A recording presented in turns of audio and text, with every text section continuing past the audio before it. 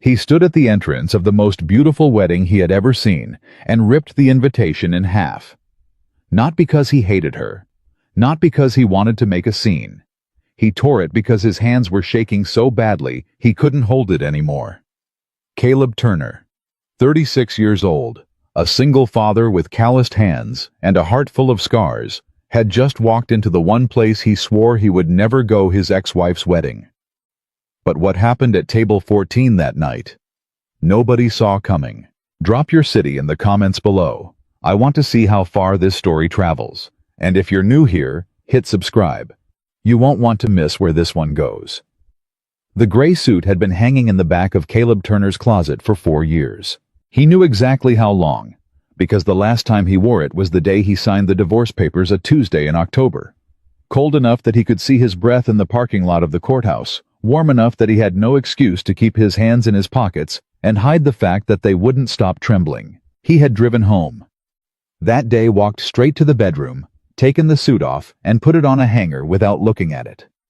Then he pushed it to the very back of the closet behind his winter coats and a box of Lily's old baby clothes he couldn't bring himself to donate.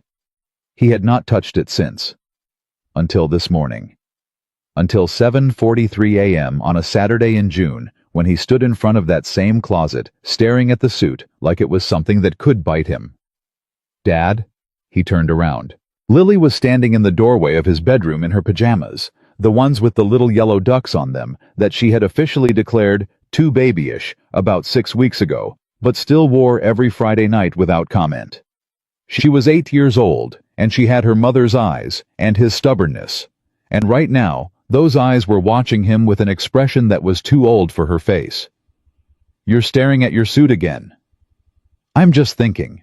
"You've been thinking for 20 minutes. I timed you." He looked at her. "You timed me." 7:43 to right now. I used the microwave clock." He turned back to the closet because he didn't have an answer to that. He reached in and pulled the suit out, and the dry cleaning bag crinkled around it like cellophane around something fragile.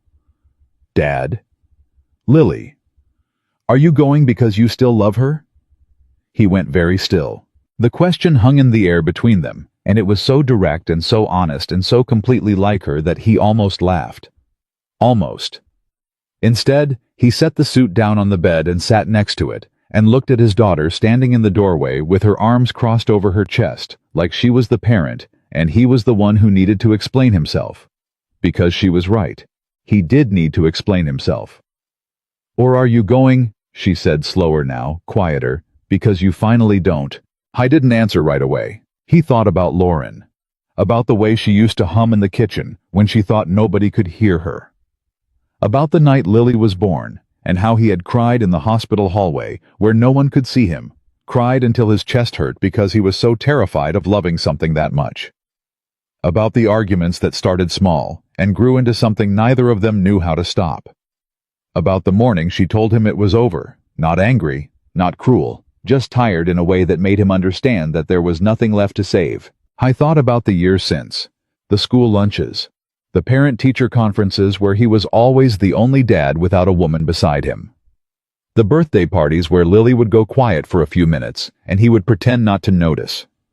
The nights he sat at the kitchen table after she was asleep and stared at the bills and did the math again and again, and it never quite worked out. I thought about the invitation that had arrived 3 weeks ago. Lauren Whitmore. She had gone back to her maiden name after the divorce, and Daniel Hargrove requests the pleasure of your company. He had stood at the mailbox holding that envelope for a long time. Then he had called his mother, and she had said, "Caleb, you don't have to go." And he had said, "I know." And then she said, "But you're going to, aren't you?" And he didn't answer, which was its own kind of answer. He looked at Lily now. "Both," he said. "I think I'm going for both reasons, and I think maybe I need to figure out which one is true." She considered this with the seriousness of a judge deliberating a verdict. "Okay," she said finally. "But wear the blue tie. The gray one makes you look sad." The drive to Charleston took 2 hours and 40 minutes. I made it in silence, no music, no podcast. Just the sound of the highway and the occasional truck passing him on the left. He had dropped Lily at his mother's house that morning, His mother had hugged him longer than usual at the door and pressed her hand against his cheek and said, "You're a good man, Caleb. You remember that today." And now he was alone with nothing but the road and his thoughts and the blue tie that Lily had tied for him because he had forgotten how. She had stood on her tiptoes to reach his collar, and her tongue had poked out of the corner of her mouth the way it always did when she was concentrating, and she had pulled the knot tight and stepped back to look at her work with a critical eye. "Better," she said. "Thanks, kiddo." "Don't embarrass yourself." "Thanks, kiddo." "And Dad." She had grabbed his hand as he turned to leave. "Whatever happens today, you're the best dad, even when you're sad. Especially when you're sad." He had held it together in front of her. He had made it to the car and down the driveway and around the first corner before he had to pull over and sit there for a minute with his forehead against the steering wheel.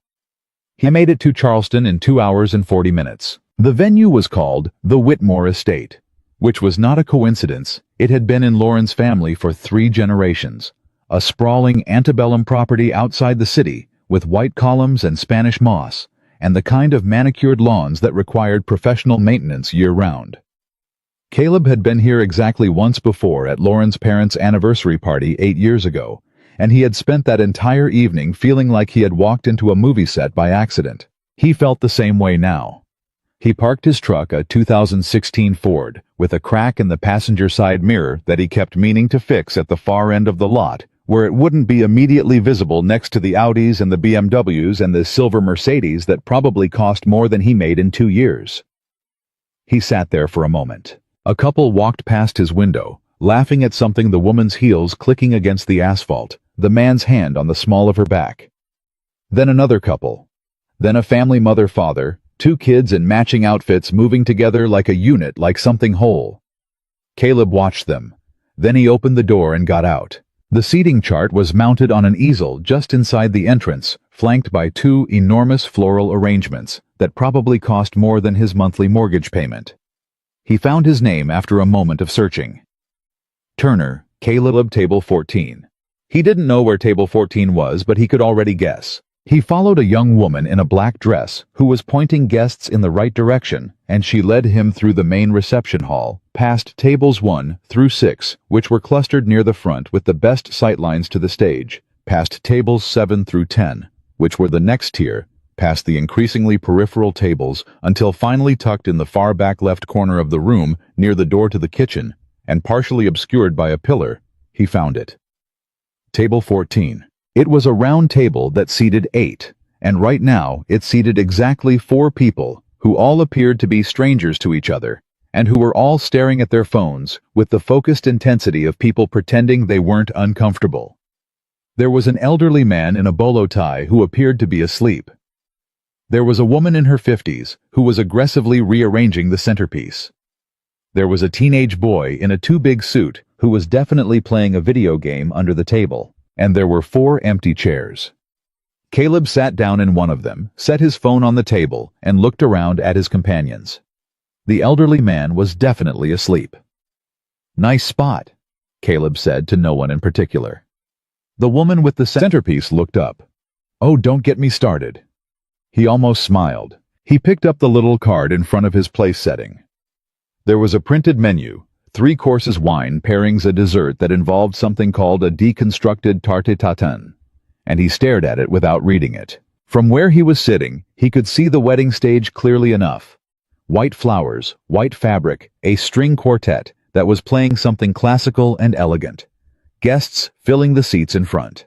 And at the center of it all, moving through the crowd with the ease of someone completely in her element, was Lauren. She was stunning. He had expected that. Lauren had always been beautiful, and she had the kind of beauty that only became more refined with time, and she was wearing a dress that probably cost more than his truck. She was laughing at something. The woman beside her had set her hand touching the woman's arm, and even from across the room, Caleb could see the ease of it, the way she inhabited this world, this version of her life, like it had always been exactly where she belonged. He watched her for a moment. Then he looked away. He thought, "She looks happy." He thought, "Good." He thought, "Why did I come here?" He was on his second glass of water. He had declined the wine when the server came around because he was driving, and because he needed to be clear-headed today, whatever that meant when the ceremony began. Everyone stood. The string quartet shifted into something more ceremonial. There was a rustling and a collective hush as the processional began, and Caleb stood with everyone else at table 14. Even the elderly man in the bolo tie, who had apparently not been asleep after all, but merely resting his eyes, and was now awake and watching with bright, attentive eyes. He watched Lauren walk down the aisle. He watched her father, Robert Whitmore, gray-haired, straight-backed a man who had never quite approved of Caleb and had never tried very hard to hide it, walk beside her with the careful dignity of someone who had rehearsed this moment. He watched Daniel Hargrove waiting at the altar. Tall, dark-haired, wearing a suit that fit him the way expensive suits were supposed to fit. The kind of man who looked like he had never experienced a crisis that couldn't be resolved with the right amount of money and the right connections. Caleb looked at him and felt nothing. No anger, no jealousy. Just a vague and distant recognition, like seeing someone who occupied a world he had never really been part of.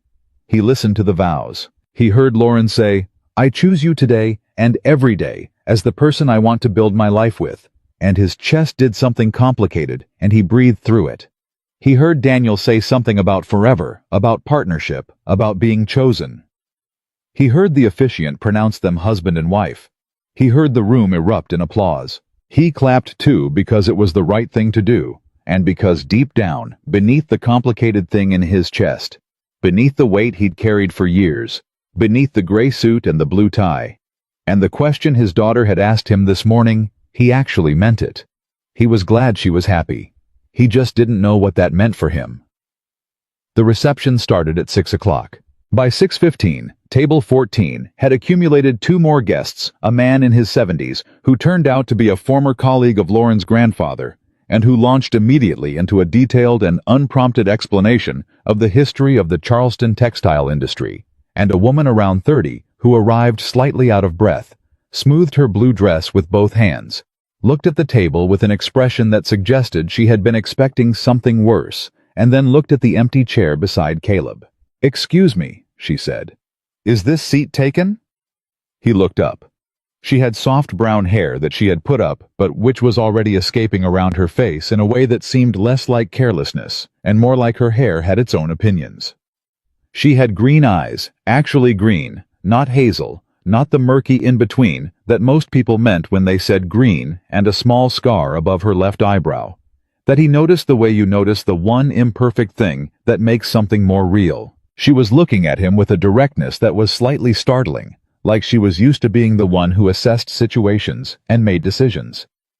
And something not the wine he wasn't drinking, not the occasion, not the 2 hours and 40 minutes of silence on the highway made him say, "No, actually, I saved it for you."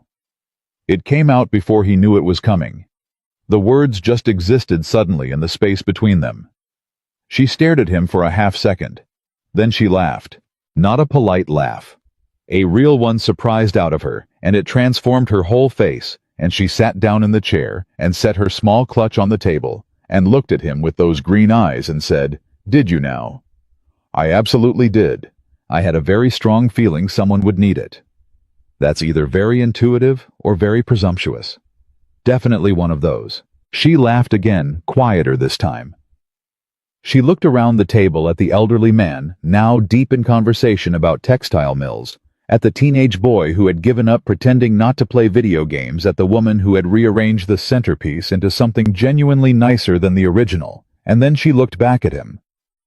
"Table 14, she said. "Table 14, he confirmed. "Do you know what table this is? The one nobody wanted to be at. The island of misfit guests. That's the one." She extended her hand. "Maya Collins. Caleb Turner." Her handshake was firm and the kind of handshake that indicated she had been in rooms where she needed to establish herself quickly. "So Caleb Turner," she said, "how did you end up banished to the corner?" He considered how to answer that. "I'm on the bride's guest list," he said carefully. "But not the inner circle. Not even close to the inner circle.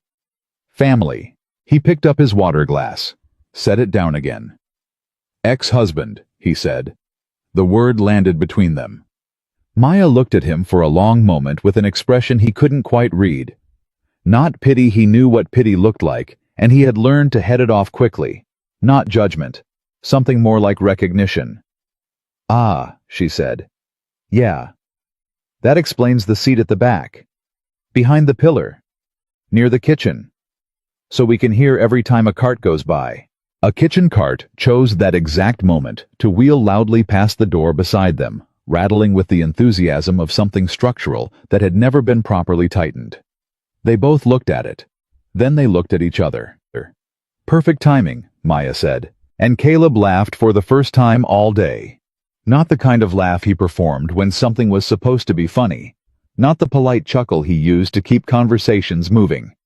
A real laugh, sudden and involuntary, the kind that happened before your defenses could stop it. "What about you?" he asked. "Bride's side or groom's?" "Neither technically. I know Lauren's mother.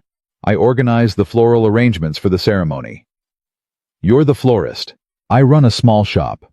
Lauren's mother is one of my best clients. When she invited me, I thought—" She paused. "I don't know what I thought. That it might be nice to see the finished product. That getting out of my apartment might be good for me."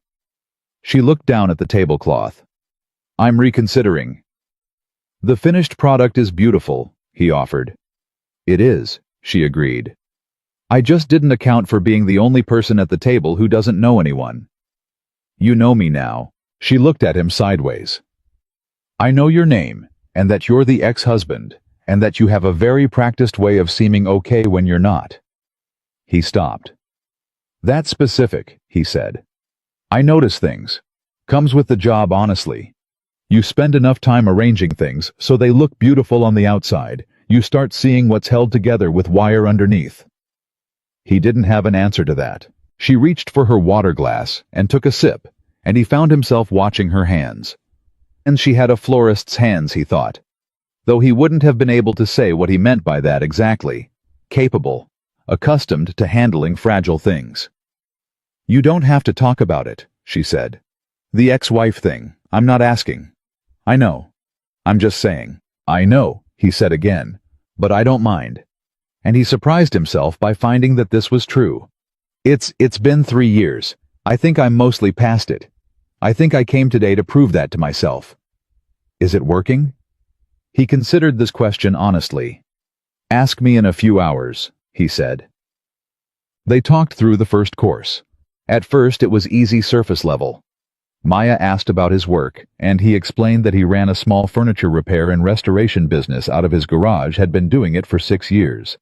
Had a few regular clients and a website that his daughter had helped him build, and that it paid the bills most months. "Most months," she repeated. "Some months the margins are tighter than others." "What do you restore?" "Mostly old pieces. Antiques, heirlooms, things. People's grandparents left them that they don't want to throw away but can't use as is. I strip them down and rebuild them. Sometimes the bones are all that's left worth saving, and you build everything else around that." He could tell from the way she was listening, really listening, not waiting for him to finish, that she found this genuinely interesting. "That's beautiful work," she said. "It's messy work. You'd be surprised how filthy a 100-year-old chair can be. But it means something." "Yeah." He turned his water glass slowly. "Yeah, it means something." "How long have you been doing it?" "Full-time 6 years. Before that I was doing construction. When Lily was born, my daughter Lauren and I decided that I'd take on something I could do from home, more flexible hours, more time to be around. And then after the divorce I kept it because—" He trailed off, found the thread again. "Because by then it was what I knew. And because I was good at it." "How old is your daughter?" 8. "She's incredible." He said it the way he always said it, with a simple, unguarded certainty that had nothing to perform in it. "She's the reason I get up every day." Sounds like a cliché, I know. It doesn't sound like a cliché when you say it the way you just said it. He looked at her. "She asked me something this morning," he said. "Before I left. She asked if I was coming today because I still loved Lauren, or because I finally didn't." Maya was quiet for a moment. "What did you tell her?" "I told her both." And which one is true? He thought about Lauren standing at the altar. Lauren laughing at the party. Lauren on the morning she told him it was over, not angry, just tired. I loved her, he said carefully. We built a life together. She gave me Lily, and that makes her important to me in a way that doesn't really have a word. But the woman at that altar today. He nodded toward the front of the room. That's not my Lauren. That was never really my Lauren. My Lauren was someone I knew 8 years ago, and I think we both changed so much that somewhere in the middle we just... He made a small gesture with his hand. Became strangers who still shared an address. And the today version. The today version. He exhaled slowly. I'm glad she found what she was looking for. I actually mean that. It took me a while to get there, but I actually mean it. Maya studied him the way she had from the beginning, directly, thoughtfully, without the social performance of pretending she wasn't observing him. You're more honest than most people, she said. I stopped pretending to be fine around the time I had to explain to my 8-year-old why Mommy didn't live with us anymore. He said it without bitterness. You run out of performance real quick when your kid can see straight through it. She told him about the wedding that didn't happen over the second course. Not in a rush, not dramatically. She told it the way someone tells a story. They have practiced enough times that the worst of the pain has been smoothed down into something that can be handled. Her name was Maya Collins. She was 31. She ran her flower shop in a small space she'd been renting for 4 years in a neighborhood in Columbia, and 6 months ago, she had been 11 days from her wedding. His name was Paul. She did not elaborate much on Paul.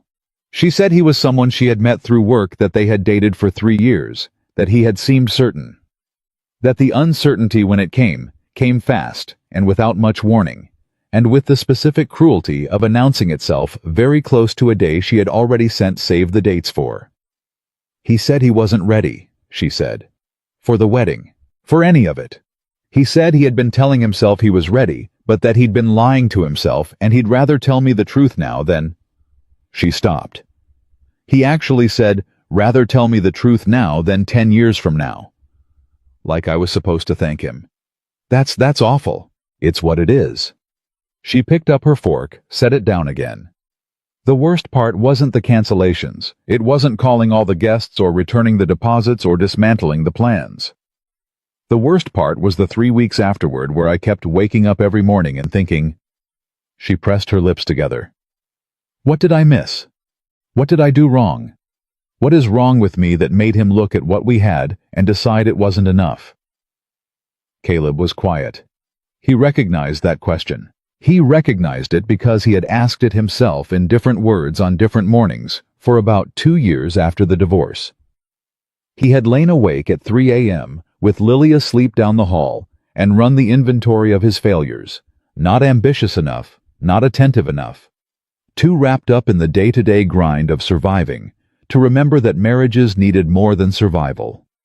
He had built a case against himself so thorough and so detailed that it had taken a very long time to find the flaw in the prosecution's argument. When my marriage ended, he said slowly, I spent a lot of time convinced it was my fault. Specifically my fault, not in the vague shared way that people say, these things take 2 people. I thought I was just not enough.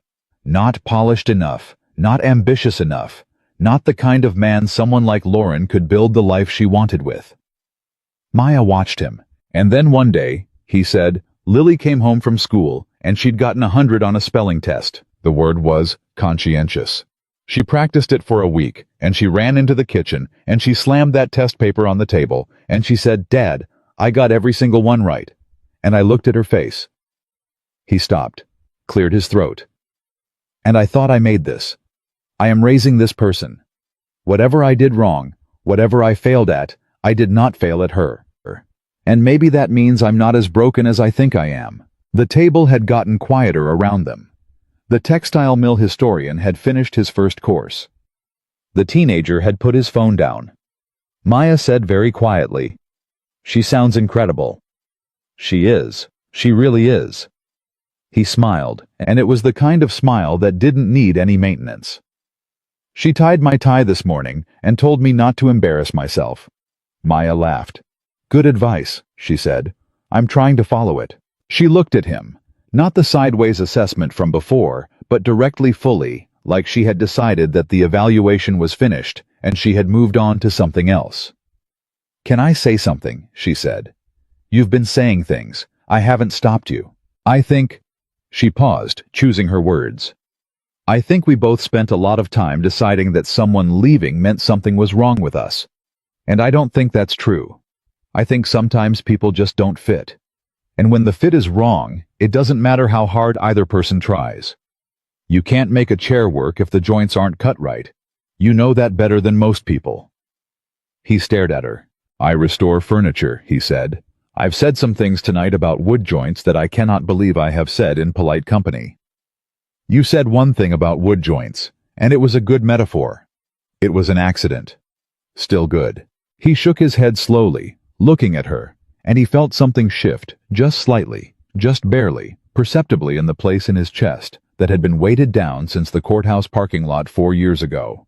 Not healed, not resolved, just lighter for a moment, like something had been set down.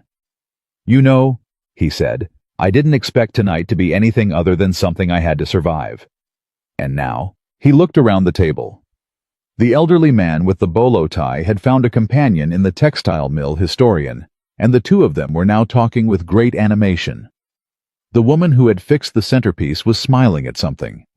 The teenager had actually put away the video game and was eating his dinner. He looked back at Maya. "Now I'm thinking Lily was right about the table." "What did she say about the table?" "Nothing. About a different table. The point is, she's usually right." Maya smiled. "Smart kid." "Terrifyingly smart," he agreed. "I'm going to be completely outmatched by the time she's 12. You have 4 years. Plan accordingly. She already knows the microwave clock to the minute. I think it's already too late." And just like that at the table, no one wanted to be in the corner behind the pillar by the kitchen door. Caleb Turner laughed again, and this time, it didn't surprise him at all. By 8 o'clock, the reception had shifted into the portion of the evening where speeches happened. The speeches were good. Lauren's maid of honor was funny and warm. Daniel's best man was slightly less funny, but made up for it in obvious sincerity, and Caleb listened to them with one part of his attention, while the other part stayed aware of Maya beside him, the way she occasionally murmured a small reaction, the way she held her wine glass without really drinking from it. He had not planned for tonight to be anything other than an ordeal. He had not planned for anyone to be sitting in that empty chair. He had not planned for a woman with green eyes and a florist's hands and a directness that bypassed all his usual defenses to sit down beside him and say, "I know you're not okay," within the first 10 minutes. He had not planned for any of it, and that he was starting to think might be the only explanation for why it was already one of the most honest conversations he'd had in years. Lauren caught his eye across the room somewhere around the second toast. Just for a moment, she was scanning the crowd in the way that hosts do, checking that everyone was accounted for, and her gaze swept his table and stopped briefly when it landed on him. He nodded. She held his eyes for 1 second, 2, 3. Then she nodded back. That was all. It was enough.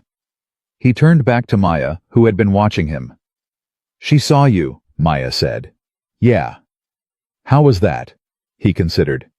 "Like closing a book you've already read," he said. "You know exactly how it ends. You just needed to get to the last page." Maya looked at him for a long moment with those steady green eyes. "Caleb," she said. "Yeah. I'm really glad I sat down." He looked at her.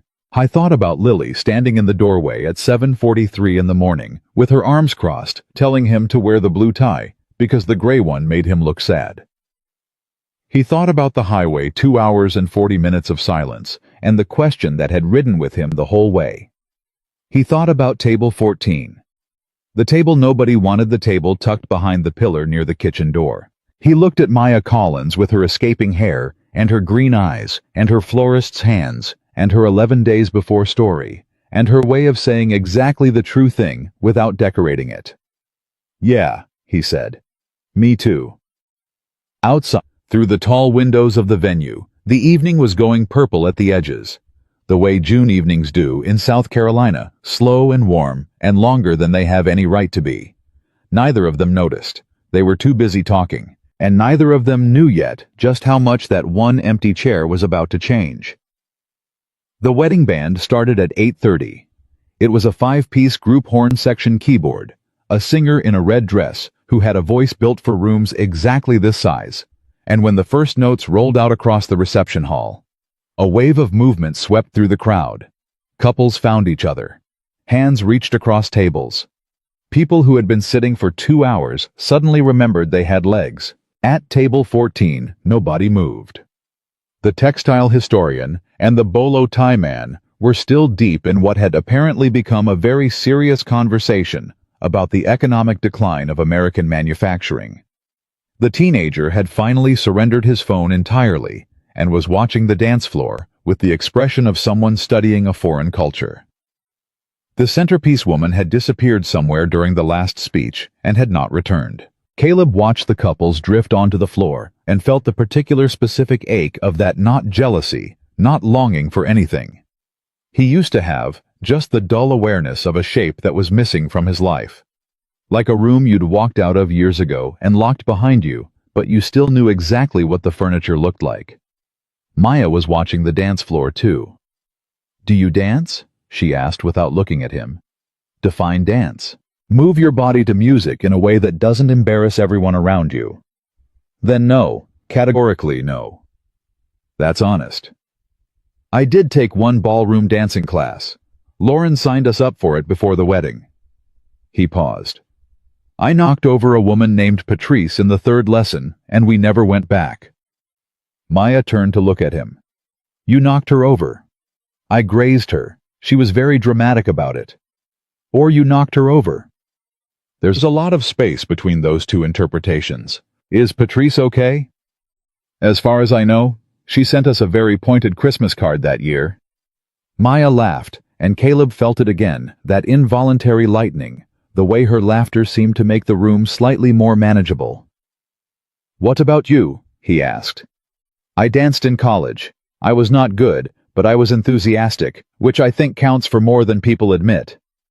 Enthusiasm over technique. Always, in most things.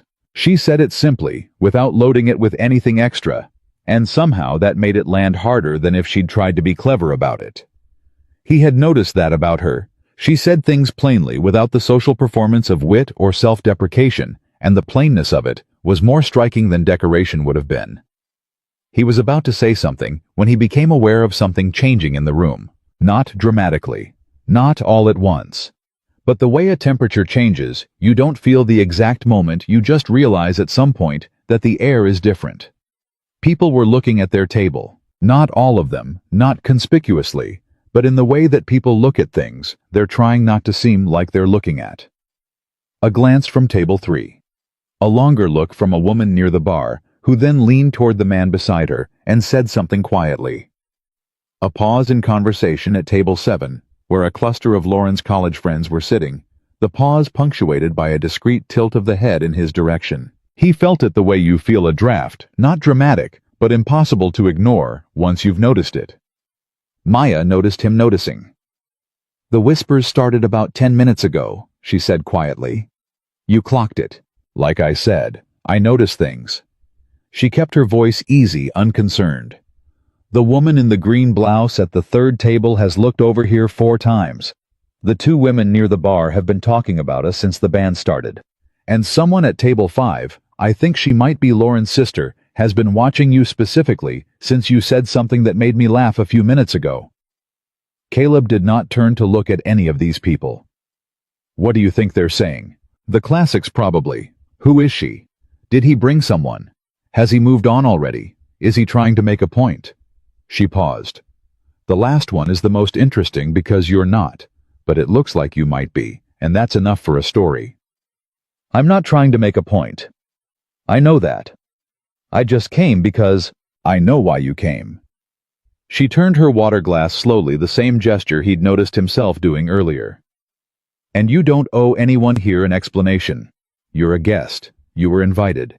You sat at the table they put you at, and you had dinner, and you talked to the person beside you. That's all." He looked at her. "You're very calm about this. I run a small business by myself after my engagement fell apart 6 months ago. I have had to develop a very high threshold for uncomfortable situations. That's one way to build character. There are worse ways. She set down her glass. Here's the thing, Caleb. The people looking at us right now, they've built a story in their heads, and nothing we do or don't do is going to change it tonight. So we can spend the rest of the evening being uncomfortable about their story, or we can just keep doing what we're doing. Which is, having the best conversation at this wedding. Possibly the best conversation in this entire room. He looked at her for a moment. That's a high bar. I stand by it. He considered the room again, the glances, the whispers. Lauren's sister, or whoever she was at table 5, the woman in the green blouse on her fourth look.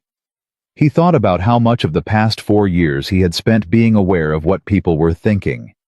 Aware of what it looked like at school pickup to be the only dad without a wife. Aware of what it looked like at parent-teacher conferences to be checking his phone for the time because he had to get back to the shop. Aware of what it looked like to drive a truck with a cracked mirror to a venue full of Audis. He had spent a lot of time performing okay for people who were looking. All right, he said. All right, what? You're right. Tell me something real. She looked at him for a beat. Something real. You've been real with me all night. Keep going. What is something that you haven't told anyone at this wedding, haven't told anyone in a while? Maybe that's actually true. She was quiet for a moment. Long enough that he thought he had pushed too far. Then she said, I almost didn't reopen the shop. He waited. After Paul left. After all the cancellations and the refunded deposits and the 6 weeks of just barely existing. I almost didn't go back.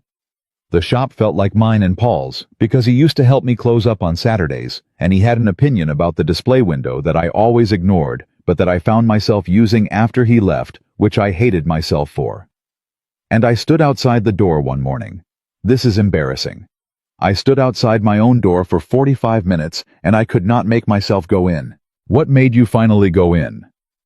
A customer knocked on the glass from the inside. He blinked. Someone was already inside. My neighbor had a spare key. She'd gone in to water the flowers because she knew I'd been gone a while and she didn't want them to die. She paused. She knocked on the glass and held up a dead succulent and mouthed something at me that I'm about 70% sure was a profanity. Caleb started laughing. And you went in. I went in. I couldn't leave her in there with a dead succulent and a moral victory. Her voice softened. She had also made coffee, and she handed me the coffee, and she didn't say anything about Paul or the wedding or any of it. She just said, the display window is a disaster. What do you want to do about it? And we rearranged the window for 2 hours, and it was...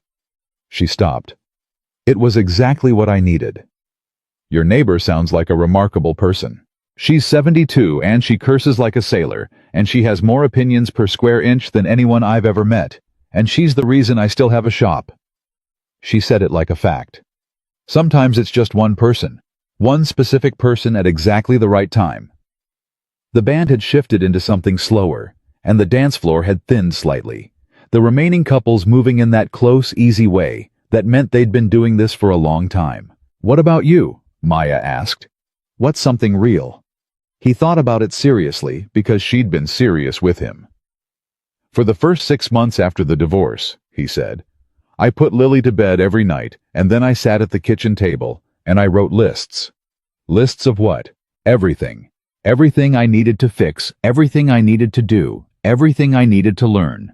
Because Lauren had handled a lot of things. The insurance, the school registration paperwork, the appointment scheduling, the things that the house needed that I'd never paid enough attention to. And suddenly, it was all mine. And I was terrified I was going to miss something. That I was going to forget to sign some form, and it would affect her somehow. That I was going to get the car serviced too late, and it would break down when Lily was in it. He paused. I made lists at 11 o'clock every night, and I checked them at 6 in the morning before she woke up, and I did not sleep well for about 8 months. Caleb. It got better. It did. But that's the real answer to what it looked like. Because people say, oh, single dad, that's so admirable. And I think you don't know. You don't know what the 11 o'clock lists look like. You don't know what it's like to be the only person standing between an 8-year-old and every single thing that could go wrong. He said it without bitterness, without asking for anything in return. Just laid it down on the table between them, like a fact. Maya looked at him steadily. I know you said it gets better, she said. But how? Lily mostly. He exhaled. She's so competent. She adapted in ways I didn't expect. She started making her own lunch when I was running late. She set her own alarm so I wouldn't have to worry about oversleeping. She's 8 and she set her own alarm. He shook his head.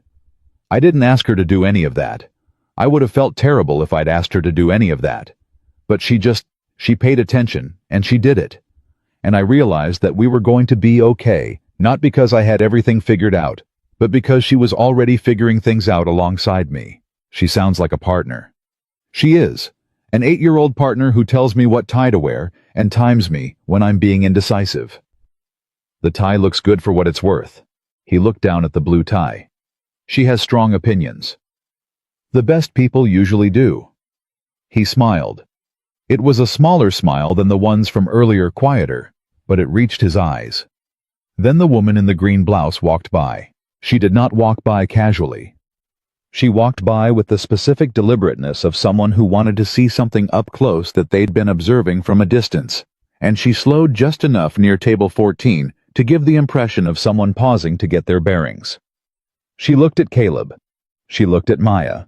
She looked at Caleb again. Caleb, she said.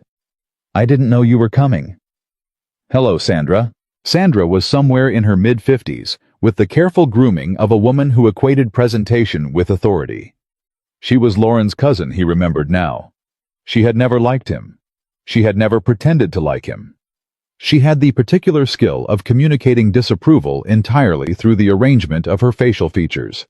She was deploying that skill now. And who is this? A half-beat of silence. Then Maya extended her hand with absolute composure. Maya Collins. I did the floral arrangements for the ceremony. Sandra shook her hand with the minimal engagement of someone doing it for form's sake. Yes, they were lovely. She said it the way people say things they're obligated to say. Her attention was back on Caleb. I have to say I was surprised when Lauren mentioned she'd invited you. Lauren's generous, Caleb said. Sandra's eyes moved to Maya again, then back to Caleb, cataloging the proximity, the body language, the wine glass, with 2 fingers of white wine, that Maya had not drunk, the easy familiarity of 2 people mid-conversation. Well, enjoy the reception. She moved on. They both watched her go. Lauren's cousin, Maya said. Lauren's cousin. She disapproves of you. She's disapproved of me since I showed up to the engagement party in the wrong kind of shoes. I still don't know exactly what was wrong with them. You seem very unbothered by that. 3 years of practice. He watched Sandra rejoin a cluster of women near table 5 and lean in immediately with whatever she had come to report. The thing about people like Sandra is that they're going to build their version of your story no matter what. You can spend your energy trying to control their version, or you can just let them have it and live your own. That sounds like something you arrived at the hard way. Everything I know I arrived at the hard way. How so? He considered how to answer that. Outside he could hear the music shift again, something mid-tempo more upbeat, and the shuffle of the dance floor reorganizing itself. When Lauren and I separated, he said, I spent a lot of energy managing the narrative. What people knew, what people thought, how I was presenting myself to the parents at school pickup, and the neighbors and her family. I thought if I could control what everyone thought I could, somehow, I don't know, protect Lily from it, protect myself from it. And it was exhausting. It was the most exhausting thing I've ever done, and it didn't work because people are going to think what they think regardless. So what did you do? I stopped. I just stopped. I started showing up as exactly what I was. A single dad with a furniture repair business and a cracked mirror on his truck, and a daughter who is smarter than him. And it turned out that most people, not Sandra, but most people, responded better to that than to the performance. Maya had gone very still in the way she did when she was listening with her full attention. I wish someone had told me that 6 months ago, she said quietly. What were you performing? Fine, just fine. Oh, it didn't work out, but I'm fine. The shop is fine. I'm fine. I told everyone I was fine until I almost believed it myself, and then I stood outside my own door for 45 minutes and couldn't go in, and I realized the fine was mostly held together with willpower and stubbornness. What are you now? She thought about it. Really thought, not the social pause before an answer people wanted to hear. Getting there, she said. Some days I'm better than fine. Some days I still wake up and there's this half a second before I'm fully awake where nothing bad has happened yet. And then I'm awake and it has. But the half second is getting shorter. She paused. Is that a strange thing to say? No. He said it immediately. No, I know exactly that half second. They looked at each other. At table 14, in the back left corner of the room behind the pillar and near the kitchen door that kept producing its enthusiastic rattle, something settled between them. Not a conclusion. Not a resolution. Just a recognition, the particular recognition of meeting someone who has been carrying a weight the same shape as yours, and finding that the carrying is somehow less heavy when acknowledged. Can I ask you something? Maya said. You have been asking me things all night. One more. Go ahead. The woman who was organizing the centerpiece earlier, where did she go? He blinked. Then he looked at the space where the centerpiece woman had been sitting, now occupied only by an untouched bread roll and an empty wine glass. I have no idea. I think she may have escaped entirely. Good for her. Do you think she was at the wrong table too? He considered the question more seriously than it probably required. I think, he said slowly, that she knew exactly where she was supposed to be, and she made a decision accordingly. Maya smiled. There's something freeing about that. There is. He looked at the empty chair. Though she didn't take her bread roll. Tragic oversight. Really diminishes the escape. She laughed again, and he thought that her laugh was becoming one of the things about this evening he would remember, the way it happened without preamble, the way it was completely unself-conscious. The band finished a song to a round of applause, and in the brief pause before the next one began, the wedding host, a man in his 40s with the practiced warmth of someone who did this for a living, tapped the microphone. Ladies and gentlemen, we have a wonderful tradition here at Whitmore Estate Events. Every table is invited to send someone up to share a few words of memory, a wish, a toast. Nothing long, just something true. We'll start at table 1 and work our way around. A ripple moved through the room. People turned to their tables deciding. Table 1 immediately produced a woman in a silver dress who walked to the microphone with the confidence of someone who had been waiting for this moment. At table 14, everyone looked at each other. The textile historian looked at the bolo tie man. The bolo tie man looked at the teenager. The teenager looked at Caleb with the specific terror of someone hoping the responsibility would land somewhere else. Not it, the teenager said, audibly. Son, you're at a wedding, not a campfire, the bolo tie man said. Same principle. It really isn't. Maya was looking at Caleb. No, he said. I didn't say anything.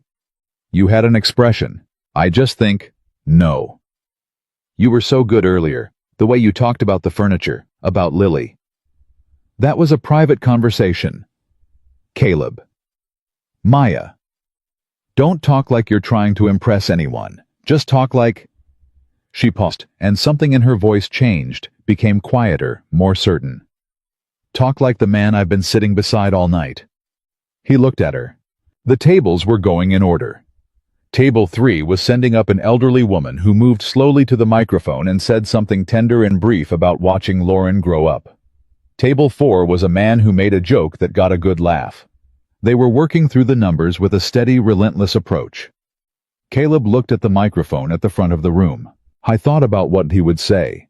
He had nothing prepared. He had no toast, no memory curated for the occasion, no clever turn of phrase. He had only what was true, which was that he had driven 2 hours and 40 minutes to close a door that had been open too long, and he had ended up at a forgotten table beside a woman who said things plainly and laughed without warning, and had stood outside her own door for 45 minutes and then gone inside anyway. He thought about 11 o'clock lists and blue ties and the half second before you're fully awake. He thought about Lily's question that morning, which he still hadn't fully answered. He thought about the man he had been when he signed those papers in the courthouse parking lot, standing in the cold with his hands shaking, and the man he was now sitting here, and the considerable distance between those 2 points that nobody had mapped for him, and that he had traveled mostly alone. Table 12 sent up a young woman who raised her glass and said something warm and quick. Table 13 sent up nobody amid some laughter and waving of hands. The host looked toward table 14. The bolo tie man looked at Caleb. The teenager looked at Caleb. Maya looked at Caleb. He pushed back his chair. "Don't embarrass yourself," Maya said quietly, and there was a warmth in it, the same words his daughter had said, but entirely different in meaning. He walked to the front of the room. The room did not fall silent immediately. It fell quiet in stages the way rooms do when someone unexpected approaches a microphone. A ripple of attention, working from the front to the back, as people processed who this was and what table he was from. By the time he reached the microphone stand and turned to face everyone, there was a hush that was attentive in the particular way of people who have sensed that something unscripted is about to happen. He saw Lauren at the head table. She was watching him with an expression he couldn't read from this distance, something between careful and open, the expression of a person deciding how to feel about something before it happened. He saw Daniel beside her, calm and composed, his hand on the table near hers. He saw Sandra at table 5 with her arms crossed. He saw Maya at table 14, her hands folded on the table in front of her, watching him with the same steady attention she'd brought to everything else. He looked at the microphone, and he started talking. "When I walked in tonight," he said, "I thought I knew exactly what this evening was. I thought I knew exactly where I fit in it." He paused. The answer was table 14, which, if you haven't seen it, is in the back left corner behind the pillar, near the kitchen, very atmospheric. A few small laughs. Good. He could work with that. "I sat down at that table thinking I was at the place reserved for people who didn't quite belong. And I want to tell you something I learned tonight because I think it matters." He looked out across the room, not performing, not managing, just looking the way he'd learned to do after he stopped being afraid of what people saw. The empty seat next to you is not always a sign of something you've lost. Sometimes it's just space. Space where something you weren't expecting yet is going to arrive. The room was quiet, completely quiet in a way that a room of 150 people rarely was. He thought about Lily, about the way she tied his tie this morning with her tongue poking out of the corner of her mouth, about the 8 months of 11 o'clock lists, about the crack in his truck's mirror that he kept meaning to fix, about a woman who stood outside her own door for 45 minutes before going in, and a neighbor who had made coffee and didn't say anything about the hard thing, just asked about the window. "I fix old furniture," he said. "That's what I do. People bring me things they've decided are too broken to keep, chairs that have been in the family for 100 years, tables with split joints, things that look like they're past saving. And sometimes they are. But mostly—" He stopped. Found it. "Mostly they're not. Mostly what looks broken is just something that needs someone to look at it slowly, to find what's still worth building around." He glanced at the head table, at Lauren. "I think most people are like that," he said. "I think most of us walk around thinking we've got some damage that disqualifies us. Some crack down the middle that makes us less than what we should be. And I'm not standing up here to tell you that's not true. I think the cracks are real. I know mine are." He exhaled. "I'm standing up here to say that the cracks are not the whole story. And that the people in this room tonight who are still finding their way, who feel like they're sitting at the wrong table, or wearing the wrong suit, or not quite sure where they belong in a room full of people who all seem to know those people are not broken. They're just—" He paused. Let it sit. "Still in the work." He looked at Maya at table 14. She was very still. He looked back at the room. "To Lauren and Daniel," he said, "may every empty seat you've ever had be filled with something better than what left. And may you build something worth keeping." He stepped back from the microphone. The room applauded. Not politely. Actually fully, the kind of applause that people give when they've heard something that landed somewhere real, when something was said in a room that they will remember was said. He walked back to table 14. He sat down. The bolo tie man patted him on the shoulder without a word. The teenager had stopped pretending not to pay attention. The textile historian raised his glass, and Maya looked at him with an expression that was not quite any of the expressions she'd worn before. Not the assessing look, not the amused look, not the thoughtful look. Something else. Something quieter and more certain. "That was the most honest thing said in this room all evening," she said. He reached for his water glass. His hand was still very slightly unsteady. "Jury's still out on whether I embarrassed myself." "No, it isn't." He looked at her.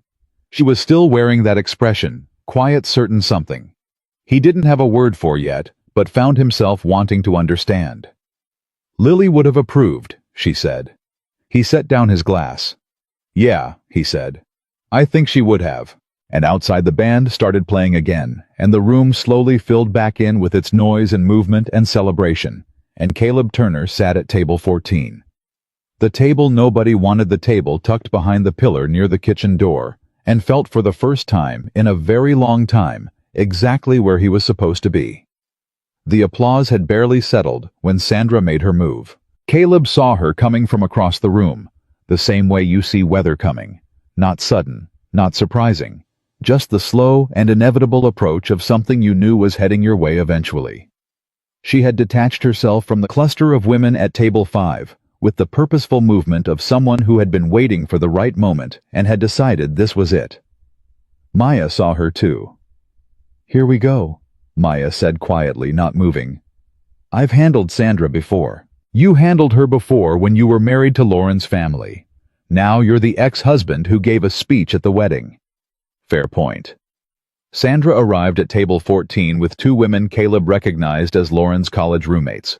Julie, who had always been pleasant enough, and a woman whose name he could never remember, but who always stood slightly behind whoever was leading the conversation, as if proximity to authority was its own kind of safety. Sandra did not sit down. Sandra was not a sit-down-and-talk person. She was a stand-and-deliver person. "That was quite a speech, Caleb." "Thank you." "Very personal." "That was the intention."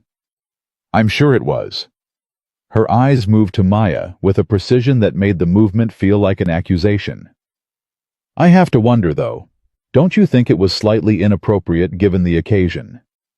Caleb kept his voice easy. "In what way?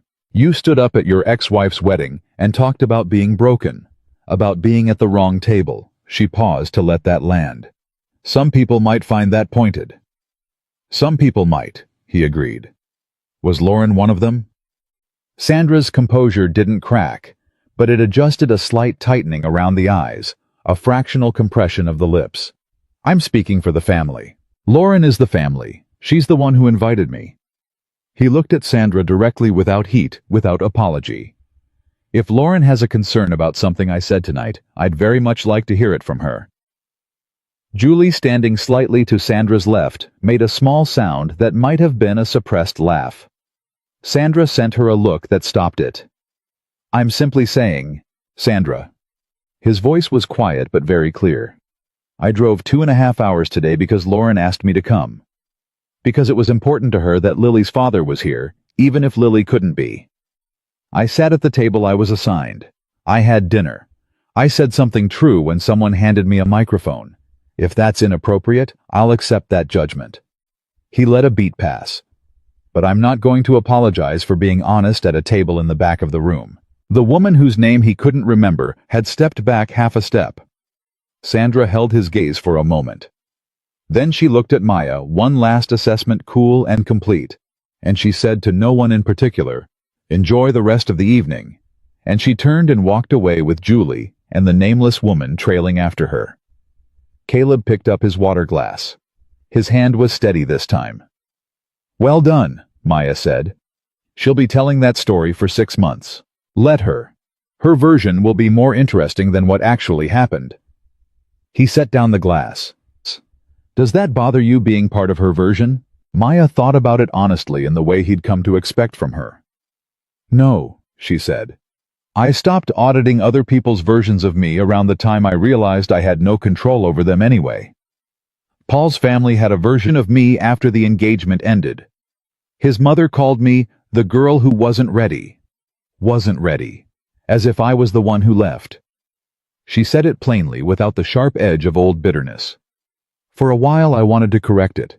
I wanted to call people and explain. And then I thought, what am I explaining? That I'm a good person.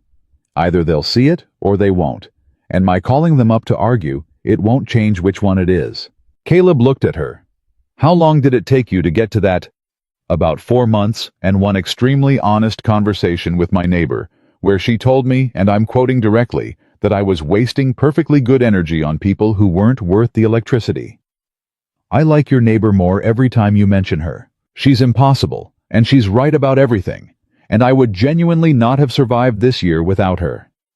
She said it without sentimentality, just the clean fact of it. Do you have someone like that? He thought about it. My mother, he said. She showed up the week after Lauren left with a casserole and a very short speech. She said, "You're going to be fine. Lily is going to be fine. You don't have to be fine yet, but you will be." And then she ate dinner with us and helped Lily with her bath and drove home. She didn't ask me to perform okay for her. She just showed up and let me be not okay. That's love, Maya said simply. That specific version of it, the showing up without a script. Yeah. He was quiet for a moment. She did the same thing when my dad left, actually. When I was 11. She just kept showing up, kept making it ordinary, like our life was still our life, even with the shape changed. Maya looked at him. Your dad left. When I was 11, he was there and then he wasn't. Not dramatically, no big scene, no big conversation. He was just gradually less present, and then one day not present at all. He said it the way you say something you've said so many times it's lost its teeth. I spent a long time wondering what it meant about me, whether there was something in me that made it easy for people to go. And then I realized it didn't have anything to do with me. He left because of something broken in himself, not because of something insufficient in me. That took. He exhaled. Longer than it should have. But I got there. He could see across the room that the dance floor had filled again. The band had shifted into something older. Motown. He thought the kind of music that nobody could completely resist, and the crowd had loosened the formality of the early evening wearing off into something warmer and less careful. At the head table, Lauren was dancing with her new husband. Caleb watched them for a moment, just a moment honestly, without complication. Then he looked away. She looks happy, he said. She does, Maya agreed. She had followed his gaze briefly and looked back. Does that, she paused, choosing her words. Does it change anything, seeing it? No. He thought about it to make sure that was true. No, it doesn't change anything. It just confirms something I think I already knew. That whatever Lauren and I had the version of it that worked for her was never exactly the version I was living. She needed something I wasn't quite. And whatever that something was, that man seems to be it. He looked at the table. And that's okay. That's not a tragedy. That's just the truth. Maya was quiet for a long moment. I think, she said carefully, that you're the most undefended person I've ever met. He looked at her. Is that a good thing? I think it's a rare thing. Most people, men especially in my experience, have so many layers of protection between themselves and anything real that by the time you get to what's actually true, you've forgotten what the conversation started about. She turned her water glass, the gesture he'd noticed before. You just say what's true, directly, like you've given up on the performance. I told you, 8-year-olds will do that to you. It's more than that. He met her eyes. Yeah, it is. He looked at the table again. I think I just ran out of the energy it takes to pretend. You can only maintain the surface version of yourself for so long before the maintenance costs more than you have left. When did you run out? I thought about it specifically. There was a morning Lily was in first grade, so she would have been 6. She had a project due for school, a poster about her family. She was up late working on it, and I helped her, and she drew me in the center of it, just me, just the two of us, and she wrote under it, "My dad is my family." Just like that. And I thought... He stopped. I thought that's it. That's the whole thing. Everything I've been trying to hold together, and everything I've been afraid I was failing at, it's right there. She's not drawing a broken family. She's drawing her family, and it has everything she needs in it. Maya did not say anything for a moment. When she did speak, her voice was quieter than before. You started building around that. Around that, yeah. She nodded slowly. That's what I've been trying to find. The thing to build around. After Paul, I kept trying to rebuild the same structure, the same plan, the same timeline, the same shape of a life that I'd had before. And it kept not working, because the thing I was building around was the absence of what I'd lost, not— She paused. Not something real. What would something real look like? She opened her mouth, closed it, opened it again. I think it would look like my shop on a Thursday morning, she said slowly. Before it opens, when I've just gotten the new deliveries in, and I'm arranging things, and there's coffee on the windowsill, and nobody's asked me anything yet, and it's just— She looked at her hands. Mine. Completely mine. Every choice in that room is something I decided. And I realized a few months ago that when I'm in that room on a Thursday morning, I'm not pretending anything. I'm not performing anything. I'm just there. That's the thing, Caleb said. That's what you build around. She looked at him. Your Thursday morning, he said. Not what it used to be. Not the shape of a life someone else defined. Your Thursday morning. She held his gaze for a long moment, and something moved through her expression. Not dramatic, not performed. Just something real shifting into a slightly different position.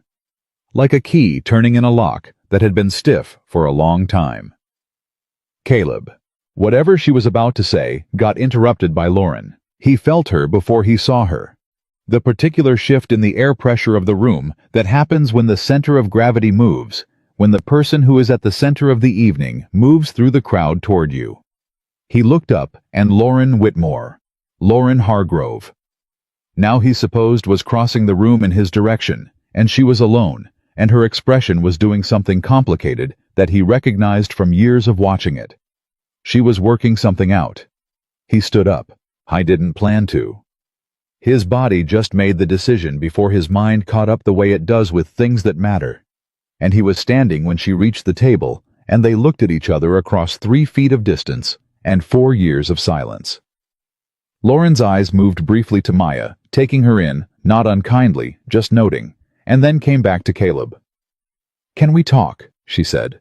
Just for a minute. Of course. He glanced at Maya.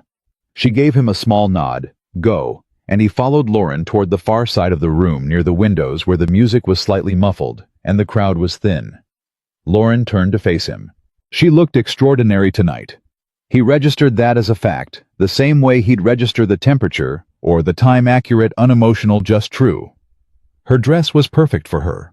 Her hair was perfect for her. She inhabited this evening the way she inhabited everything that belonged to her, completely naturally without effort. She also looked, he realized, nervous. Your speech, she said. If it was inappropriate. No, stop. She put her hand up briefly. It wasn't inappropriate. It was Caleb. It was beautiful. Something flickered across her face. It was so you. The furniture thing, the broken things, I almost— She stopped. I almost cried, actually. Which was not ideal given the mascara situation. He exhaled. I'm glad, he said carefully. I'm glad it landed okay. It did more than okay.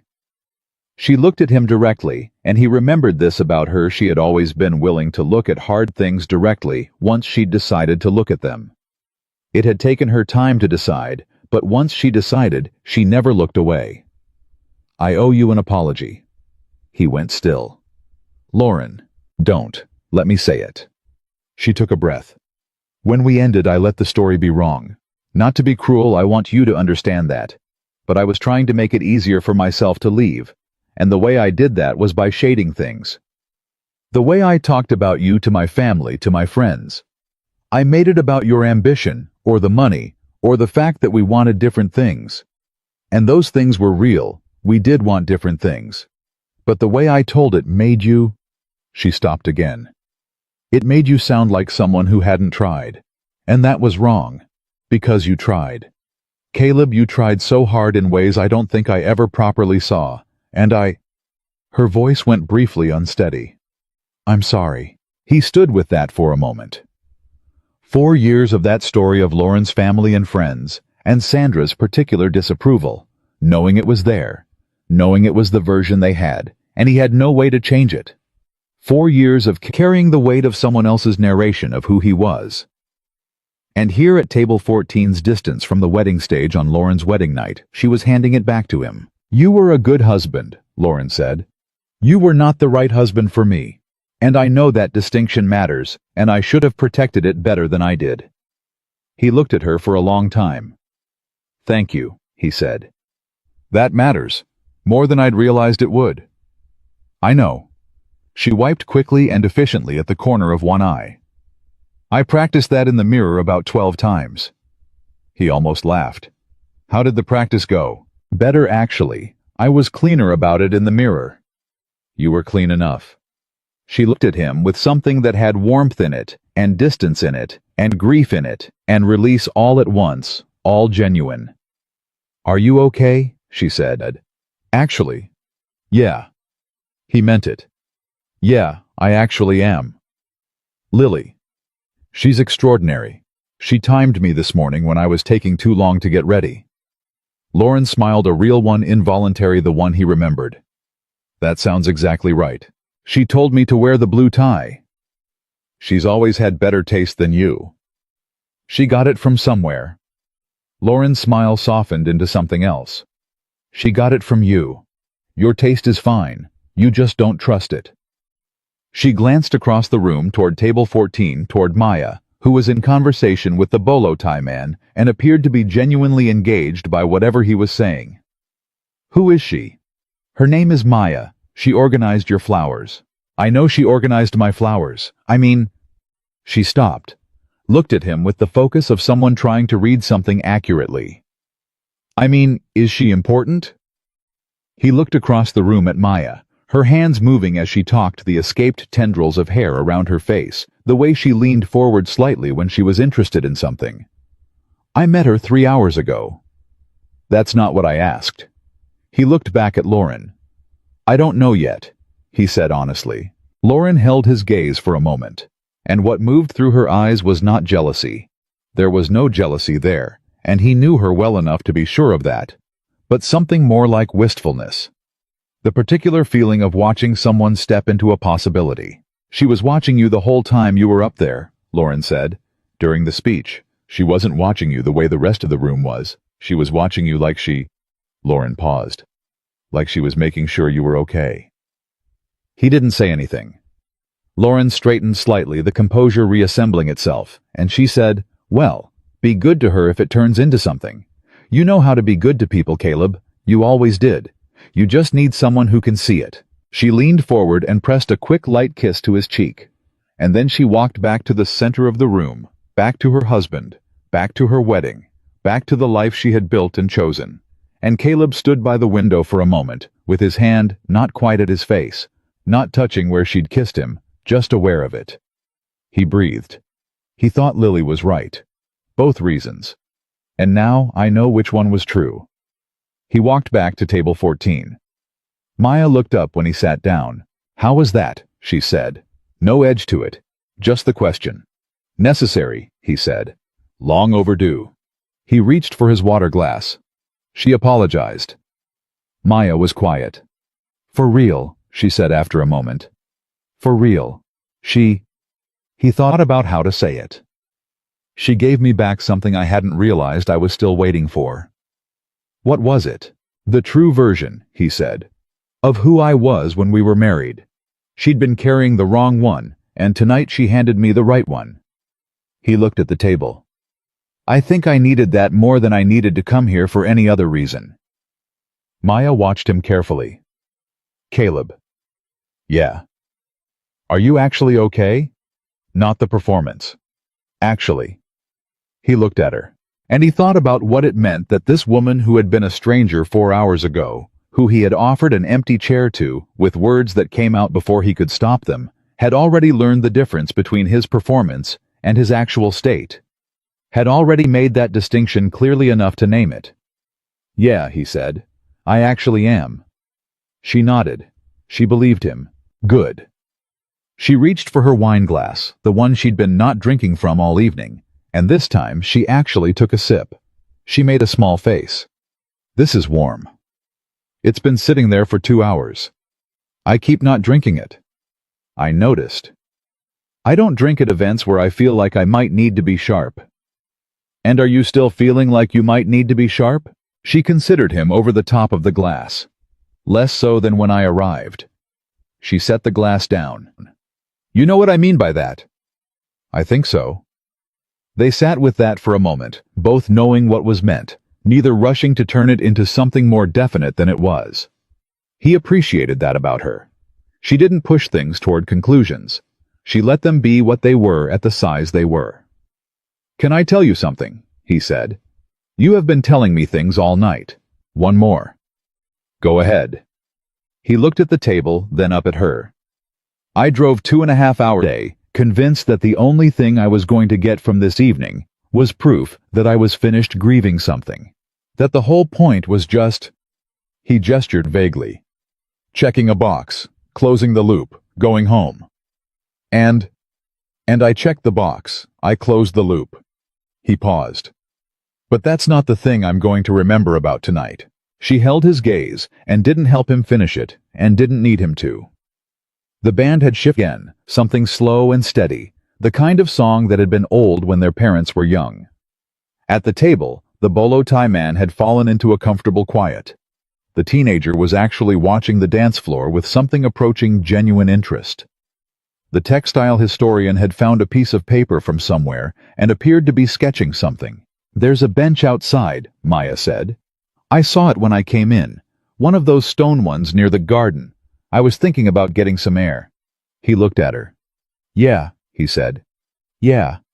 She stood up, picked up her small clutch. Are you coming or not? He pushed back his chair. Bolo tie, he said, nodding to the elderly man. The man opened one eye. Don't stay out too late. The teenager did not look up from the dance floor, but said with the absolute authority of 16 years of cultural absorption. She's out of your league. I know, Caleb said. The teenager nodded. Respect. Caleb followed Maya out of the reception hall and through the side door and into the warm June evening where the air was heavy and sweet, and the wedding lights were strung through the trees, and the music was muffled to something you could feel more than hear. The stone bench was where she'd said it would be. They sat down. Neither of them said anything immediately. They sat in the particular comfortable silence of two people who have talked enough to know the silence isn't empty. Across the lawn. Through the tall windows, they could see the movement of the reception, the color and light of it, the shapes of people dancing. Tell me something, Caleb said finally. What? The Thursday morning, first. She thought about it. Actually thought about it not as a figure of speech. I opened the back door first, she said. The loading door where the deliveries come in. And there's always a moment when it opens, and the smell hits you. Cut flowers, and earth and water, and the cold of the cooler. And it's the same every time. It never gets ordinary. And I just stand there for a second. She paused. And then I make coffee, and I figure out what goes where. What goes where? Which flowers go together? Which colors work? What needs to be at the front, because someone's going to see it and need it, even if they don't know they need it yet. She smiled slightly. It sounds small. It doesn't sound small. It's not the life I planned. No. I planned something much more organized. A wedding, a partner, the shop growing into something bigger, maybe a second location eventually. The whole, she made a small gesture, architecture. And now I have a shop where I open the back door every Thursday morning and stand there for a second. She looked at her hands. And I'm starting to think that maybe that's not the consolation prize. Maybe that's the actual thing. He thought about Lily's poster. My dad is my family. It's the actual thing, he said. She looked at him. He looked at her. Out across the lawn, through the lit windows. Someone at the reception was laughing loudly enough that they could hear it even out here. A burst of genuine, unconstrained laughter that rolled out into the night air and then settled. My daughter is going to interrogate me tomorrow morning, Caleb said. What will you tell her? The truth. He paused. Which is that I went to close a door, and I found that table 14 was the best seat in the house. Maya looked at the wedding lights strung through the trees above them. Table 14, she said. Table 14. She smiled. And then she turned to him and said something that was quiet enough that the night almost kept it. Something that he heard so clearly it would stay with him longer than anything else from the whole evening. Caleb, can I see your shop sometime? He looked at her. Not the furniture, not the business, the shop. The thing he had built around the wreckage of what didn't work. The unglamorous, honest, real thing that was his. Yeah, he said. Yeah, you can. She nodded once like something had been decided. And across the lawn through the tall windows bright with wedding light, the party continued without them, and neither of them needed it anymore. They stayed on that bench longer than either of them planned. It started with the question about the shop, and then somehow it became a conversation about what it meant to build something from scratch versus what it meant to restore something that already existed, and then it became a conversation about Caleb's father, not the version he had told earlier, the smoothed-down version, but the actual version, the 11-year-old version. The one where a boy waited 3 weeks for a phone call that never came, and eventually stopped waiting, and had to figure out what to do with the space where certainty used to be. Maya listened, the way she always listened completely, without filling the silences with reassurance, before he was done using them. Did he ever come back? She asked. Once, when I was 19. He showed up at my mother's house with an explanation that had about 14 components, and wanted to know if we could start over. Caleb looked at the lights in the trees above them. I was polite. I listened to all 14 components. And then I told him that I didn't hate him, but that I wasn't going to pretend the years in between hadn't happened, and that if he wanted a relationship, he was going to have to build it from where we actually were, not from where he wished we were. Did he? He tried for about 6 months, called every few weeks, sent a card at Christmas. He paused. And then the calls got less frequent, and the cards stopped. And I think he realized that rebuilding something takes more sustained effort than most people expect. That it's not one conversation. It's 1,000 small ones. He looked at her. He wasn't built for the 1,000 small ones. But you are. I thought about the 11 o'clock lists, the lunch boxes, the spelling test, the 1,000 mornings of just showing up. I think that's the only thing I'm built for, he said. Maya was quiet for a moment, and then she said something he didn't expect. That's what Paul couldn't do. He looked at her. The 1,000 small ones, she said. He was good at the grand gesture. He proposed in a way that... She stopped, and a brief expression moved across her face that wasn't grief exactly, more like the recognition of an old pattern. He rented out a restaurant, had the whole thing arranged. It was beautiful and enormous and completely him. And I said yes because it was beautiful and enormous, and I thought that was what love looked like when it was real. She looked at her hands. But then the planning started. The actual work of it. The 1,000 small decisions, the venue, the guest list, the back and forth with families, the compromises, the unglamorous parts. And he kept... She paused again. He kept waiting for it to feel like the restaurant again. And it didn't because that's not what most of it feels like. Most of it feels like a Wednesday. And he couldn't do Wednesday. He could not do Wednesday. She said it without bitterness, just the plain fact of it. And here's the thing, I think I knew that. I think somewhere in the back of my mind I knew it, and I thought that once we were actually married, once we were actually committed, Wednesday would become something he could do. I thought the commitment would change the capacity. She shook her head. It doesn't work that way. No, Caleb agreed. It doesn't. You can't love someone into becoming more consistent than they naturally are. No, you can love them while they're figuring it out, but you can't do the figuring for them. She looked at him. How did you get so clear about all of this? Therapy, he said. 2 years of it after the divorce, every Wednesday at 4 o'clock. She blinked. Then she smiled. Wednesday again. It always comes back to Wednesday. What was therapy like for you? He thought about how to answer that honestly. The first 6 months were mostly me explaining why I didn't need to be there. The therapist, her name was Dr. Vasquez. She was about 60. She had this way of looking at you that made you feel like she'd already seen the thing you were about to say and was just waiting for you to catch up. She let me explain it every week. And then one day she said, "Caleb, you've been telling me for 6 months why you're fine. I think we're ready to talk about what's underneath the fine." He exhaled slowly. That was a hard session. What was underneath the fine? He was quiet for a moment. A long one. Fear, he said. Just fear. Fear that I was going to do to Lily what my father did to me. Not by leaving I was never going to leave, but by being so consumed by the work of surviving that I'd show up physically and be absent in every other way. That she'd grow up and look back and think, my dad was always there, but he was never really present. He pressed his hands together on his knees. That kept me up more than the bills, more than the loneliness, more than any of it. And what did Dr. Vasquez say about that? She said the fact that I was afraid of it was the best evidence that it wasn't going to happen. That the fathers who actually fail their children the way I was describing almost never lie awake worrying about it. They just do it without the self-awareness to recognize it.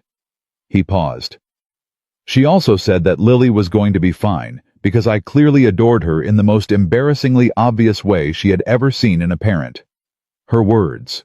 Maya smiled. I believe it. She said it with clinical distance, but I think she meant it. I know she meant it. I've been listening to you talk about your daughter for 4 hours, and I've never met her, and I already know she's going to be okay. He looked at Maya, and this was the thing. This was the thing that kept getting him. The thing he kept bumping up against every time he looked at her. She said things like that simply without wanting anything back from them, without using them as currency. She wasn't saying Lily is going to be okay in order to receive his gratitude or his warmth or anything from him at all. She said it because it was true, and she thought he should know it. He had forgotten that people could be like that, or maybe he had never quite known it before. Maya. Yeah. Why did you come tonight, really? Not the polished version. She turned to look at him. The polished version and the real version are the same, she said. Helen Lauren's mother invited me, and I said yes, because I have been saying no to everything for 6 months, and I knew it was becoming a habit. The kind of habit that starts as protection and turns into a wall. And I thought... She stopped. I thought if I could go to a wedding alone and survive it, it would mean something. It would mean I was on the other side of something. Are you on the other side? She looked at the wedding lights above them, at the warm windows across the lawn. I think the other side is more gradual than I expected, she said. I thought there would be a moment, a specific day where I'd wake up and just know. But it's more like... She searched for it. More like the light changing at the end of the day. It happens so slowly you can't see it happening, and then you look up and it's different. He nodded. I knew that exactly. I looked up tonight, she said quietly. He didn't say anything. He just let that sit between them in the warm night air. From inside the venue, the band had started something that was unmistakably a last dance song. The tempo slower, the sentiment bigger, the kind of song that made people pull whoever was beside them closer without needing a reason. We should probably go back in, Caleb said. He didn't move. Probably. Maya agreed. She didn't move either. They sat there for another few minutes, not talking, just being in the same space the way people are when the conversation has said everything it needs to say, and the silence that follows is its own kind of communication. Then his phone buzzed in his jacket pocket. He pulled it out. It was a text from his mother. Lily is asking if you found what you went for. She won't go to sleep until I can tell her something. What should I say? He stared at the screen. Maya had seen enough to understand the gist of it. Lily. She's stalling bedtime through my mother. Strategic. She's been strategic since she was 4. He typed back, tell her yes. Tell her I'll tell her everything tomorrow. He sent it and put the phone back in his pocket. A moment later it buzzed again. He looked. His mother had written back. She says okay. She also says the tie better still be on when you get home. He showed the screen to Maya. Maya read it and pressed her lips together, suppressing something. She's tracking the tie, Maya said. Apparently. That's actually impressive threat-level parenting from an 8-year-old. She is advanced. You are in serious trouble when she's a teenager. I know. He put the phone away. I am completely aware. He stood up. Extended his hand.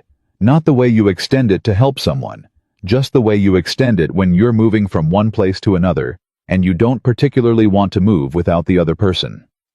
She looked at his hand for half a second. Then she took it.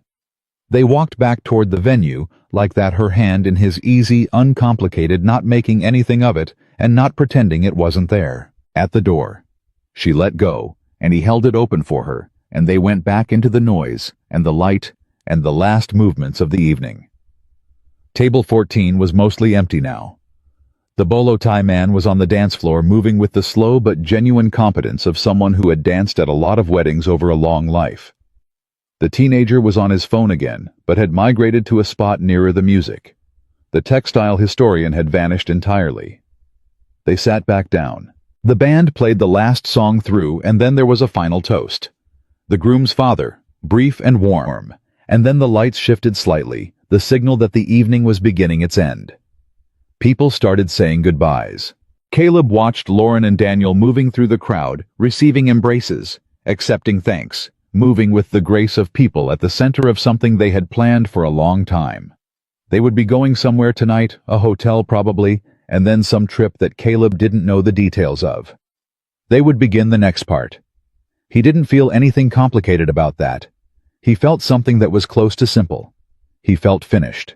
Not empty finished, not defeated finished. Done the way you feel done when you've completed the actual work of something, tired in the right places, clear in the head, ready to put down the tools. Sandra passed their table on her way out without looking at either of them, which was its own kind of statement.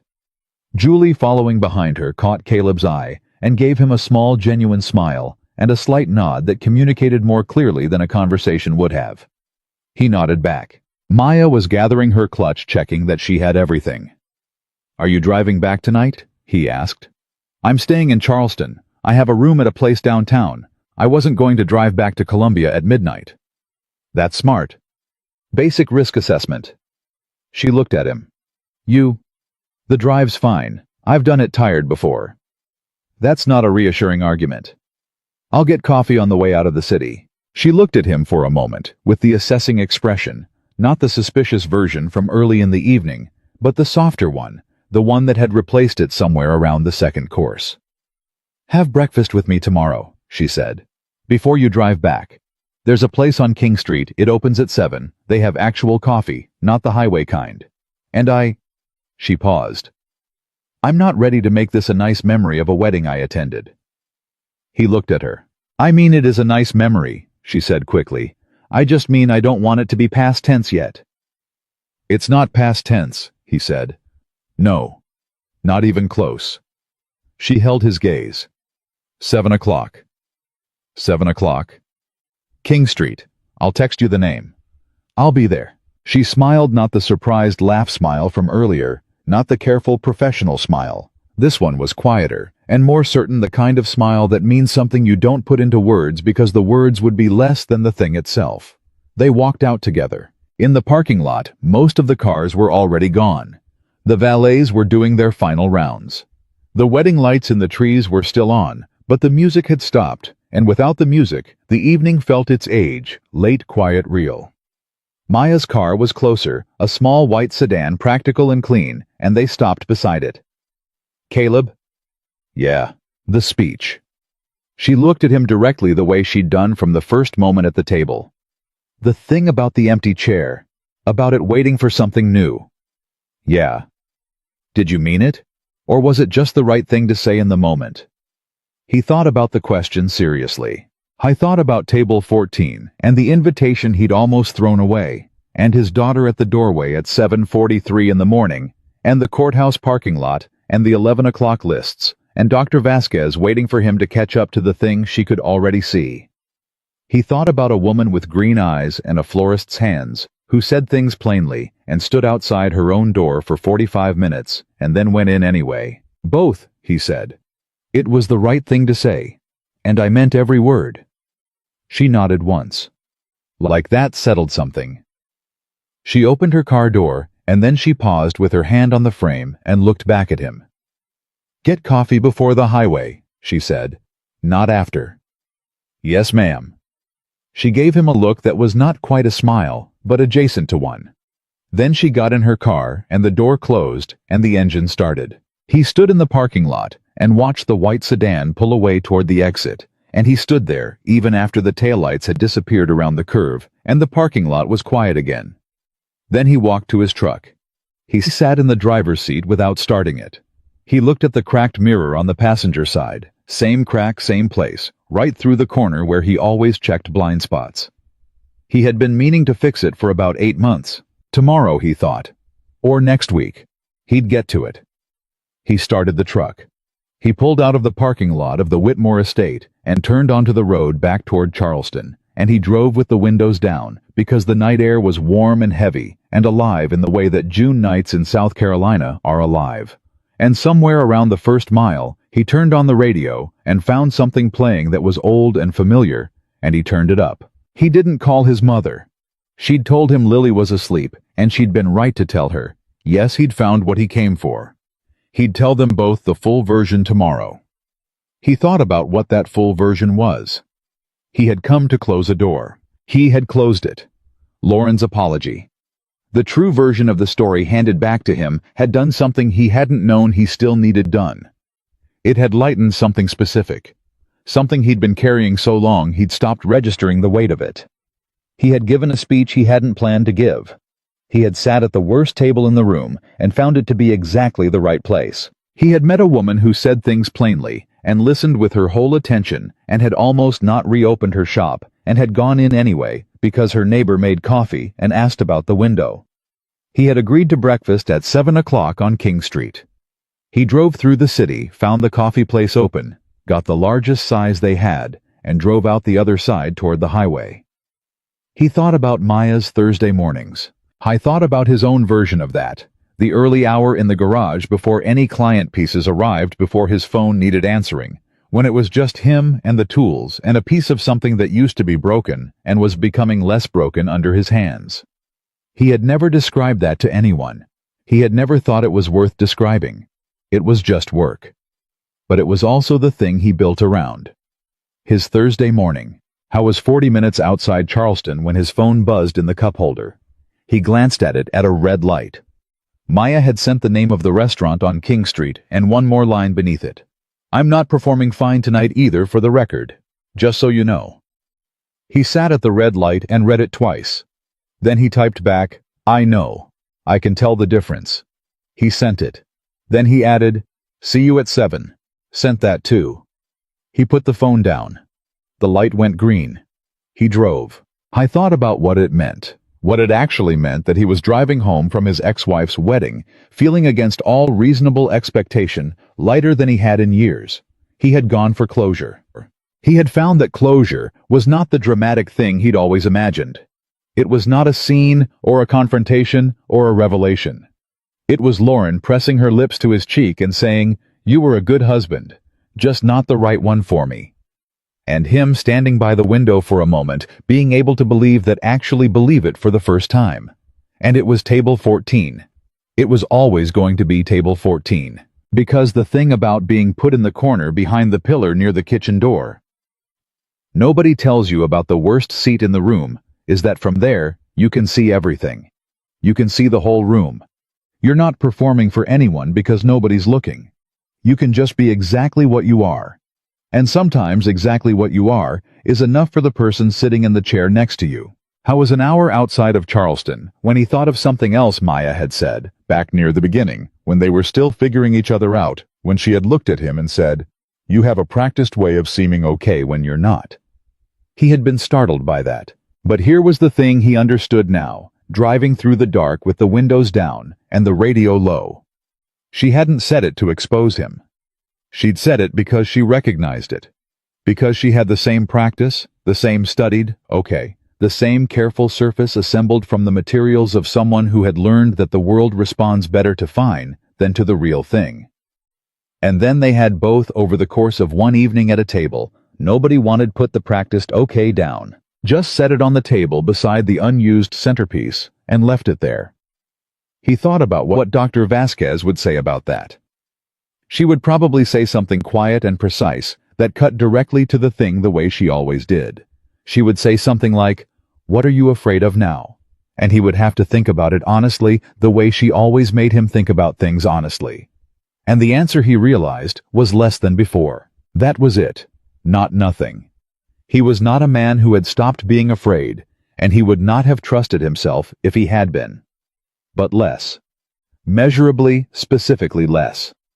He had walked into that venue today, carrying the weight of 4 years of quietly wondering whether the things he had lost meant something was wrong with him.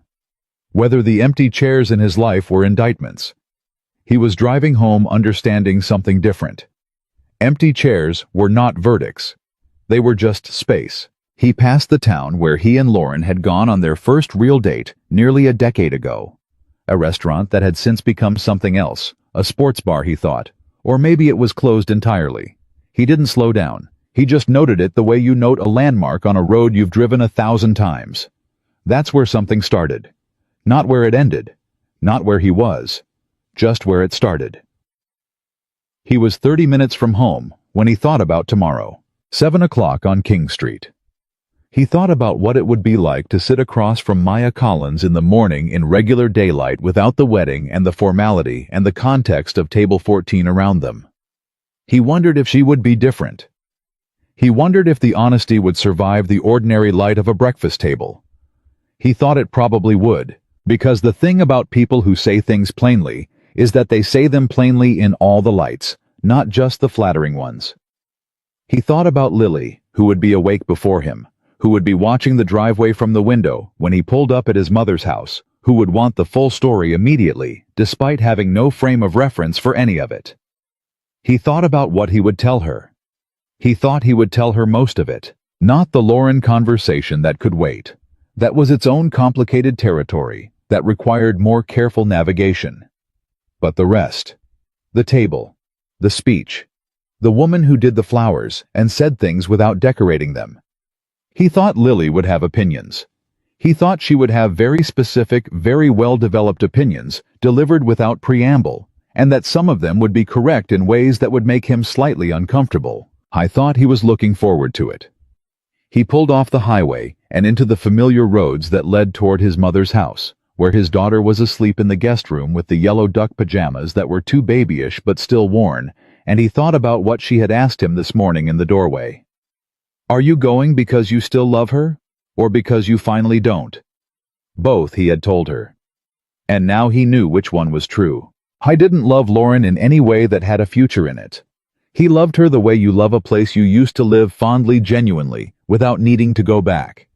She had been real and important, and she had given him Lily, and the love for all of that was intact, and always would be. But the other kind, the kind that had kept a door open when it should have been closed, that was done. Finished. He pulled into his mother's driveway and sat for a moment with the engine off. The house was dark, except for the porch light and the faint glow of the TV his mother always left on low when she was sleeping, whether she was actually watching it or not. He had grown up with that glow. It meant she was in the house. It meant the house was working. He got out of the truck and walked to the front door. His mother had left it unlocked the way she always did when she was expecting him back. He went in quietly. He checked the guest room. Lily was asleep on her back with her arms out to the sides, the yellow duck pajamas bright in the low light. Her hair had come mostly out of whatever she'd put it in that morning. Her mouth was slightly open. The spelling certificate that she had apparently brought to show her grandmother was on the nightstand beside her. He stood in the doorway and looked at her for a long moment. He thought, she's going to be fine. He thought, we're going to be fine. I thought for the first time in a long time that those two statements were not the same thing, and that was okay. That she had her life to build, and he had his, and that the great work of fatherhood was not to be the whole of her world, but to be the foundation she stood on while she built it. That his job was to keep showing up in all the unglamorous, ordinary ways, and to be present enough that she always knew the ground was solid. And also, maybe possibly cautiously, that his life was not only about that. That there might be room. that a Thursday morning could belong to more than one person's story. That a woman with green eyes and a florist's hands and a neighbor who made coffee and asked about the window might be someone he wanted to know slowly, carefully, honestly, in the right way, at the right pace, starting at 7 o'clock on King Street. He pulled the guest room door gently closed. He walked to the living room and sat on the couch in the low light of his mother's television, still in his gray suit and his blue tie, and he took out his phone and looked at Maya's last text again. "I'm not performing fine tonight either, for the record, just so you know." He held the phone for a moment. Then he typed, "Neither am I. First time in a while." He looked at it. Then he added, "That's a good thing in case it wasn't clear." He sent both. He set the phone down and leaned back against the couch cushions. He was tired in the specific way of a day that had cost something real and given something real back. He was tired in the good way. The television's low light moved across the ceiling in the familiar way of his childhood home, and he sat in it without fighting it, without making a list, without auditing anything. He just sat. And when his phone buzzed one more time, he picked it up. Maya had written, "It's very clear." Then a moment later, "Get some sleep. 7 o'clock comes early." He smiled. He turned off the screen. He sat in his mother's living room in his gray suit and his blue tie, and for the first time in 4 years, the quiet did not feel like something was missing from it. It just felt like what it was. The end of one day. The beginning of something he didn't have a name for yet. And that was enough. He was awake before 6. Not because his alarm went off. He had set it for 6:15, which was already earlier than he needed to be, and his body had simply decided that 6:15 was an acceptable approximation of whenever it felt like waking up. He lay on his mother's couch with the gray suit jacket folded over the armrest and the blue tie draped across it and the television still murmuring at low volume, and he stared at the ceiling for a moment before he understood why he had woken up. I was looking forward to something. He identified it slowly, the way you identify a sound you haven't heard in a long time. Not the anxious forward lean of dread dressed up as anticipation. Not the performed optimism of someone trying to convince themselves, just the simple, uncomplicated fact of wanting the next thing to arrive. He was looking forward to 7 o'clock on King Street, the way he used to look forward to things before the years of just surviving had trained the looking forward out of him. He sat up. He folded the blanket his mother had left on the arm of the couch. He straightened his shirt. He looked at the blue tie for a moment, and then he put it on standing in his mother's living room in the early morning, with no mirror and no audience, just because it was the right tie. Lily found him in the kitchen at 6:03. He heard her coming down the hallway before he saw her, the specific shuffle of socked feet on hardwood that he could identify from any room in any house, and then she appeared in the kitchen doorway with her hair catastrophic and her duck pajamas wrinkled, and her eyes at about 60% operational. She looked at him. She looked at the tie. "You kept it on," she said. "I did." "I didn't think you'd keep it on." "You told me to. I tell you a lot of things. You don't always listen." She climbed up onto the stool at the kitchen counter and put her elbows on the surface and her chin in her hands, and looked at him with the focused attention of someone whose brain was booting up faster than her body was. So. Tell me." He poured her the small glass of orange juice his mother kept in the refrigerator specifically for Lily's visits, and set it in front of her, and sat down across the counter. "What do you want to know?" "Everything." "That's a broad request." "Dad?" "All right." He wrapped his hands around his coffee mug. I went. I sat at table 14, which was in the back corner behind a pillar. There was an elderly man in a bolo tie, a kid about your age who was playing video games under the table, a man who knew everything about textile manufacturing, and a woman who rearranged the centerpiece. Lily processed this. And Lauren? Lauren was beautiful. The wedding was beautiful. Daniel seems like a good man. Did it hurt? He thought about it honestly, because she always knew when he wasn't being honest. "Less than I thought it would," he said. "And then not at all." She considered this. What changed? He looked at his coffee mug. I gave a speech. Her head came up. You gave a speech. They asked every table to send someone up. And you went. Someone encouraged me to. There was a pause. Who encouraged you? He met her eyes. Her name is Maya, he said. She did the flowers for the wedding. She was sitting in the chair next to me. Lily went very still in the way that she went still when she was processing something important. Not frozen, just gathered every bit of her attention, pulling inward for a moment. Tell me about her, Lily said. And so he did. He told her about this question, is this seat taken, and the answer that came out before he could stop it. He told her about the easy conversation, and the honest conversation, and the harder conversation underneath that. He told her about the speech and Sandra and Lauren's apology by the window. He told her about the stone bench and the warm night and the question about the shop. He told her about 7 o'clock on King Street. Lily listened to all of it without interrupting, which was unusual enough that he noticed it. She drank her orange juice in small sips, and she watched him with those eyes, Lauren's eyes, his stubbornness, and she let him get to the end before she said anything. When he finished, she was quiet for a moment. She asked to see your shop, Lily said. Yeah. Not in a polite way, in a real way. I think so. Because she understood what it meant. He looked at his daughter. 8 years old, sitting in her duck pajamas at 6 in the morning, and she had gone directly to the thing that mattered. Yeah, he said. Because she understood what it meant. Lily set down her juice glass with the careful deliberateness of someone making a decision. I want to meet her, she said. Lily. Not today. I'm not saying today. I'm saying when it makes sense. I want to meet her. Let me have breakfast with her first. Obviously. She picked up the glass again. But Dad. Yeah. The shop thing. That was the right question. She said it with the certainty of someone issuing a ruling. If she asked to see the shop, she's asking to see the real thing. Not the version you show people. He stared at her. How do you know about the version I show people? Dad.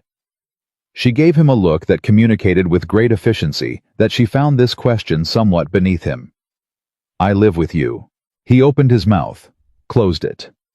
Fair point, he said.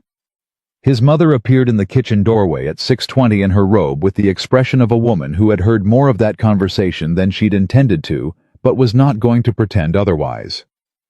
Breakfast, she said. I have to get back to Charleston, Caleb said. I know what you have. She was already opening the refrigerator. You have 20 minutes and I'm making eggs. Sit down. He sat down. His mother made eggs and did not ask him a single question about the previous evening, which was its own profound form of love.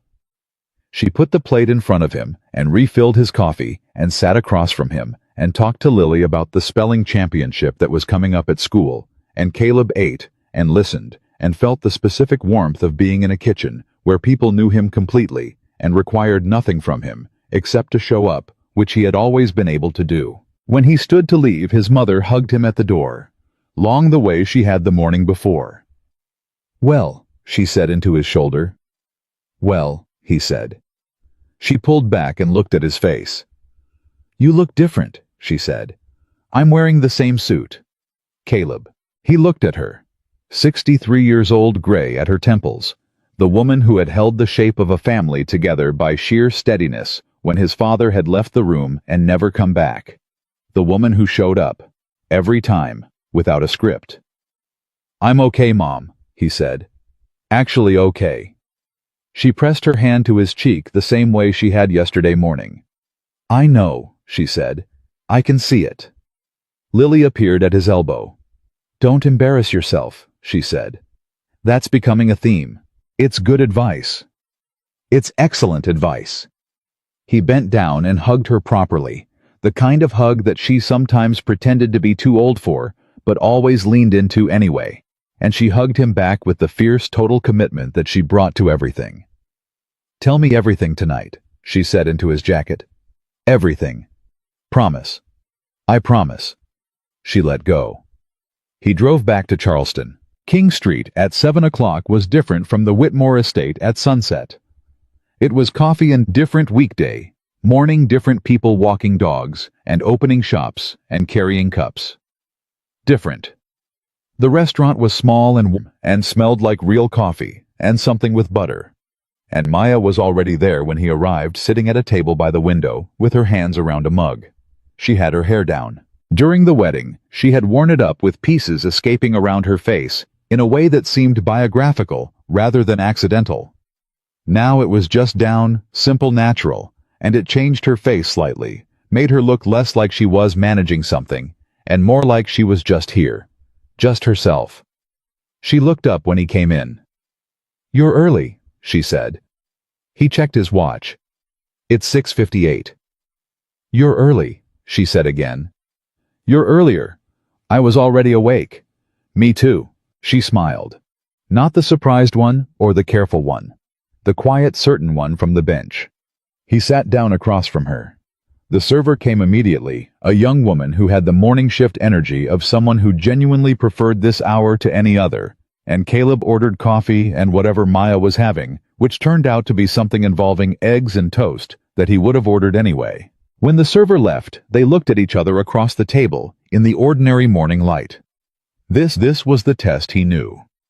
Not a test he was trying to pass or fail, just the real version, the daylight version after the wedding and the speeches and the warm night air on the stone bench.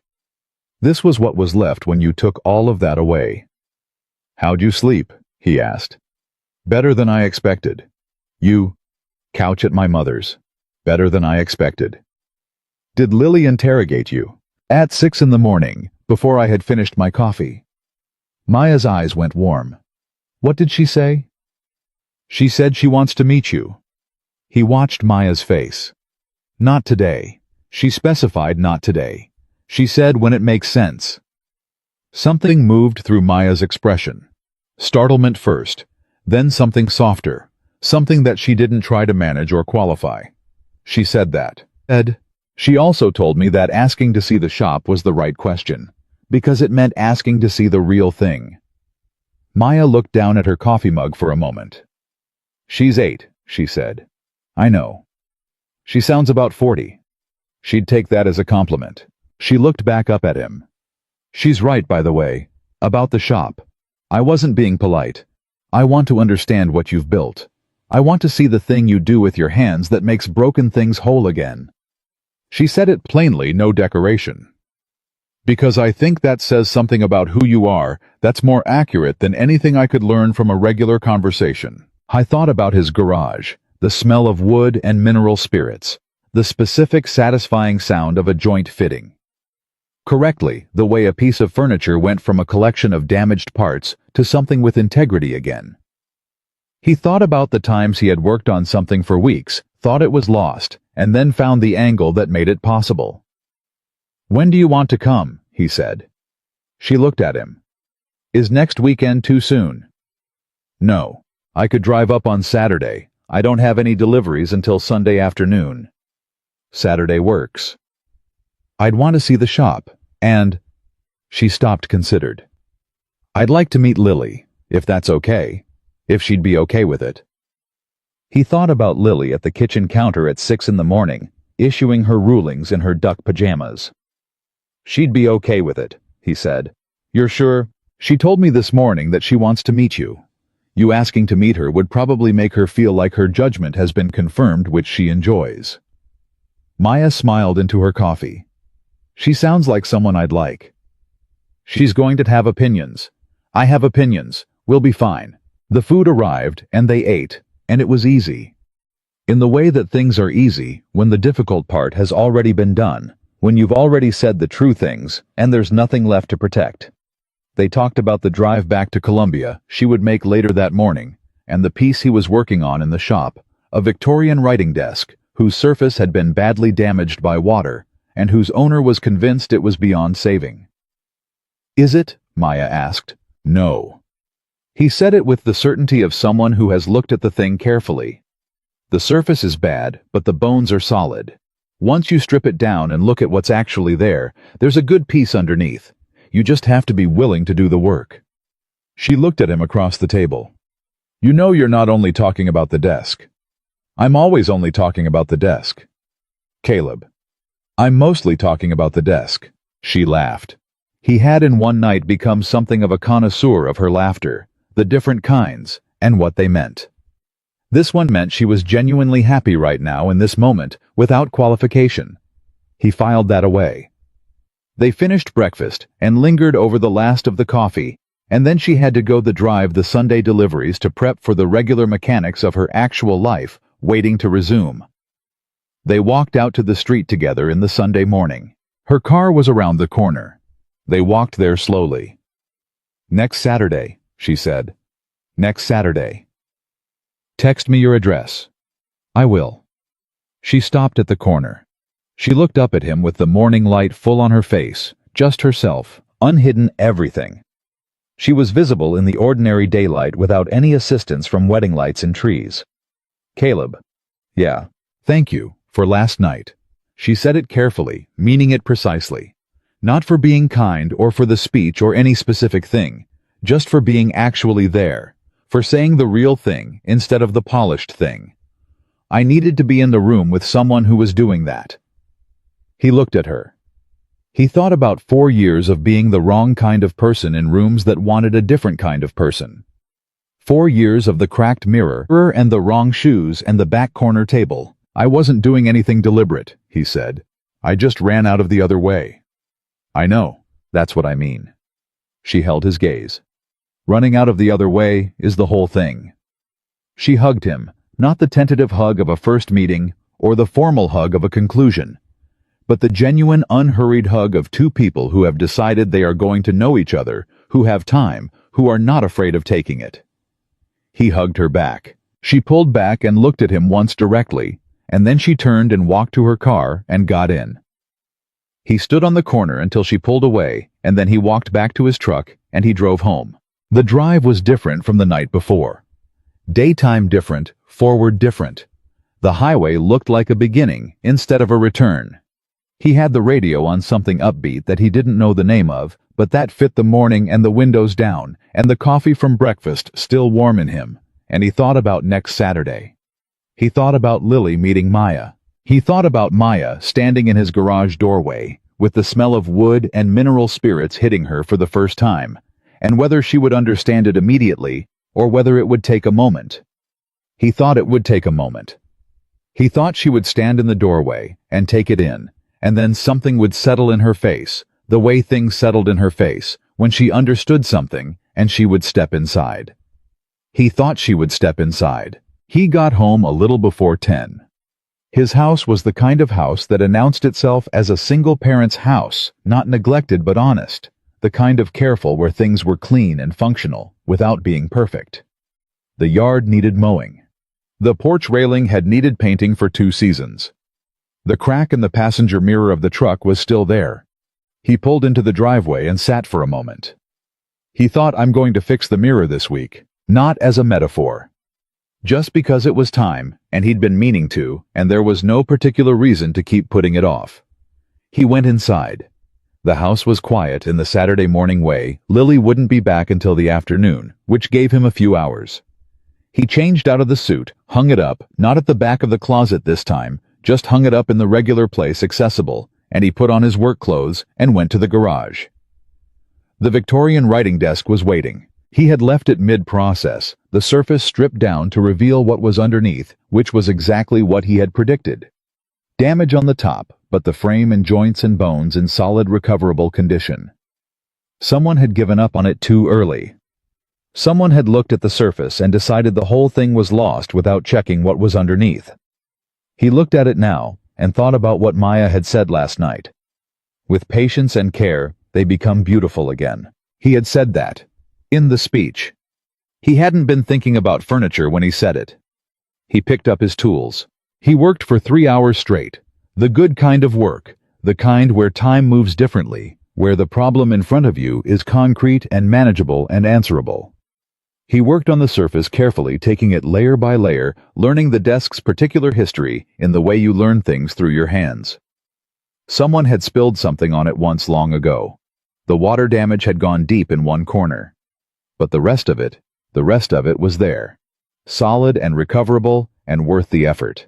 He worked until his phone buzzed. It was a text from Maya. Made it back. Shop smells like Sunday. A pause then. That's a good thing. He looked at the text. He looked at the desk in front of him, the surface that had looked beyond saving and had revealed itself under patient hands to be nothing of the sort. He typed back, "The desk is going to be okay. Bones were solid the whole time." He sent it. 3 dots appeared immediately. Then, of course they were. You knew that when you looked. He set the phone down and looked at the desk and thought about what it meant to look at something carefully before deciding what it was. To strip away the damage and assess what was actually there before writing the verdict. He had done that with the desk. He had spent 4 years not doing it with himself. He picked his tools back up. He worked for another hour, and then he cleaned up and called his mother and asked her to bring Lily home whenever she was ready. And he made lunch, and he sat at the kitchen table, the same table where he had made the 11 o'clock lists, in this same chair, in this same room, and he did not make a list. He just sat. I thought about everything that had happened in the last 24 hours, and let it be what it was, not analyzed, not filed away, not managed. Just the actual texture of it. The suit and the tie and Lily's hands at his collar. The parking lot. Table 14. Maya's green eyes, and the way she said things plainly, and the way she had looked at him during the speech, making sure he was okay. Lauren's hand on his cheek. You were a good husband, just not the right one for me. The stone bench, 7 o'clock. The restaurant on King Street. Her hair down in the morning light. Running out of the other way is the whole thing. He heard his mother's car in the driveway. He heard Lily before the door opened. She was talking before she was through it, still mid-sentence as she came through already at full operational capacity, in a way that he had given up trying to understand and had simply accepted as one of her fundamental characteristics. Because I think if she asked to see the shop, she has to actually understand what you do, which is different from just being interested, which means... She stopped when she saw him. Dad. Hey, kiddo. She came to the kitchen table and stood in front of him. She looked at his face in the way she looked at things she was trying to accurately read. Good morning, she said, though it was afternoon. Yeah, good morning. Tell me the King Street part. He told her. He told her about Maya's hair down, and the ordinary morning light, and the real version, instead of the polished version. He told her about next Saturday. He told her the part about the desk. Lily sat across from him at the table and listened, and when he was done, she sat quietly for a moment, in the particular way that meant she was organizing her response. She's coming here, she said, next Saturday, to see the shop, and... He looked at his daughter. She said she'd like to meet you, if you're okay with that. Lily looked at the table, looked up. Did you tell her about me, the real me, not the real you, all of it? The microwave clock, the spelling test, the tie, the morning questions. She absorbed this. And she still wants to come. She asked. Lily was quiet for another moment. Okay, she said. Okay. Okay. She said it with the finality of a decision made and filed. But Dad. Yeah. If she comes to the shop, let her actually see the work. Don't clean it up first. Don't make it look nice for a guest. Let her see it the way it actually is. He looked at his daughter. When did you get so wise about this? He said. I've been watching you clean things up for guests my whole life. She said it without accusation, just the plain observation. She asked to see the real thing, so show her the real thing. He held her gaze for a long moment. When you're 16, he said, you are going to be an absolutely terrifying human being. I know, she said without a trace of humility. In a good way. In the best way. She stood up and came around the table and hugged him, quick, decisive. The hug of someone who has made up their mind about a thing and is confirming it with their body. He held on an extra second. She let him. Can I help with the desk this afternoon? She said when she stepped back. You can watch. You can't touch the surface yet. Can I sand something? The bottom of the legs, the drawer runners. She considered this. Fine. They spent the rest of the afternoon in the garage, Lily sat on the stool in the corner where she always sat. The old bar stool he had put there years ago, specifically for her, so she could be in the shop without being in the way. And she handed him things when he asked and asked questions when she thought of them, and sometimes just sat and watched him work. At some point she asked without looking up from the drawer runner she was sanding, "Do you think she's scared?" "Maya?" "Yeah." He kept working. "I think she's careful," he said. "The same way I am. Not scared of the thing itself, just careful about where she puts it." "Because she got hurt." "Because she got hurt." Lily sanded for a moment. "You got hurt too." "Yeah. But you're not scared." "I thought about that. I'm more careful than I was," he said. "But no, not scared." He looked at the desk in front of him, the surface coming back slowly, the damage giving way to the good wood underneath. "I know what I'm looking at now. I know what the bones are worth."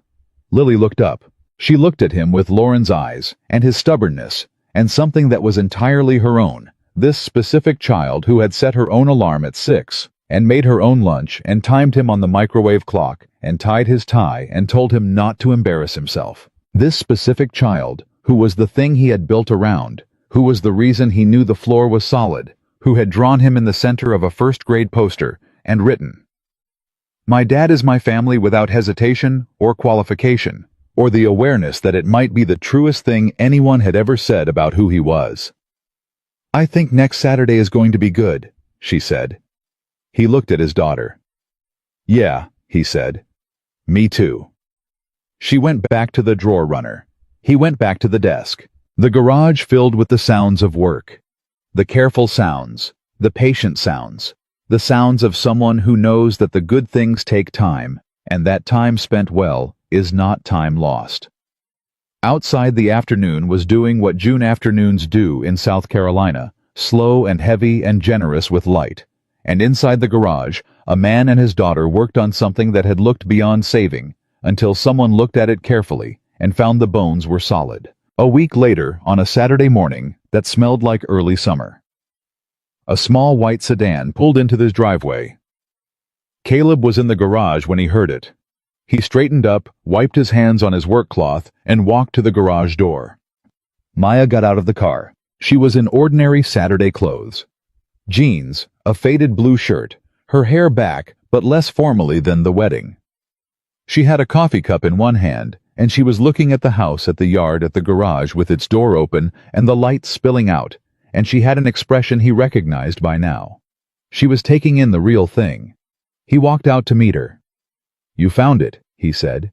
"Your directions were good." She looked at the garage. "Is that the shop?" "That's the shop." She walked past him, not rudely, just with the purposefulness of someone who knows what they came for, and she stopped in the garage doorway and looked in. He watched her. He had not cleaned it up for her. The desk was on the workbench in its current state. 3/4, restored, the surface mostly back, but still in process. The tools laid out in the order he used them. The smell of the work present, and honest and real. She stood in the doorway for a moment. Then she stepped inside. She walked to the desk and looked at it closely, not touching, just looking with the attention of someone who understood what they were looking at. She looked at the surface. She looked at the joints. She looked at where the water damage had been and where the work had brought it back. "You were right," she said. "The bones were solid." "They usually are," he said. "You just have to look." She turned to face him. She looked the way she had looked in the morning light on King Street, unhidden, just herself, everything present. Behind her, through the door that connected the garage to the house, he heard the sound of Lily's feet on the kitchen floor. The specific shuffle of socked feet that he could identify from any room. A moment later, Lily appeared in the doorway, still in her pajamas, which were the duck ones, because Saturday mornings did not require a presentation, and she looked at Maya, and Maya looked at her. Neither of them said anything for a moment. Then Lily said, "The desk is looking better." Maya looked at the desk, then back at Lily. "It really is." "He knew it would be," Lily said. "He always knows."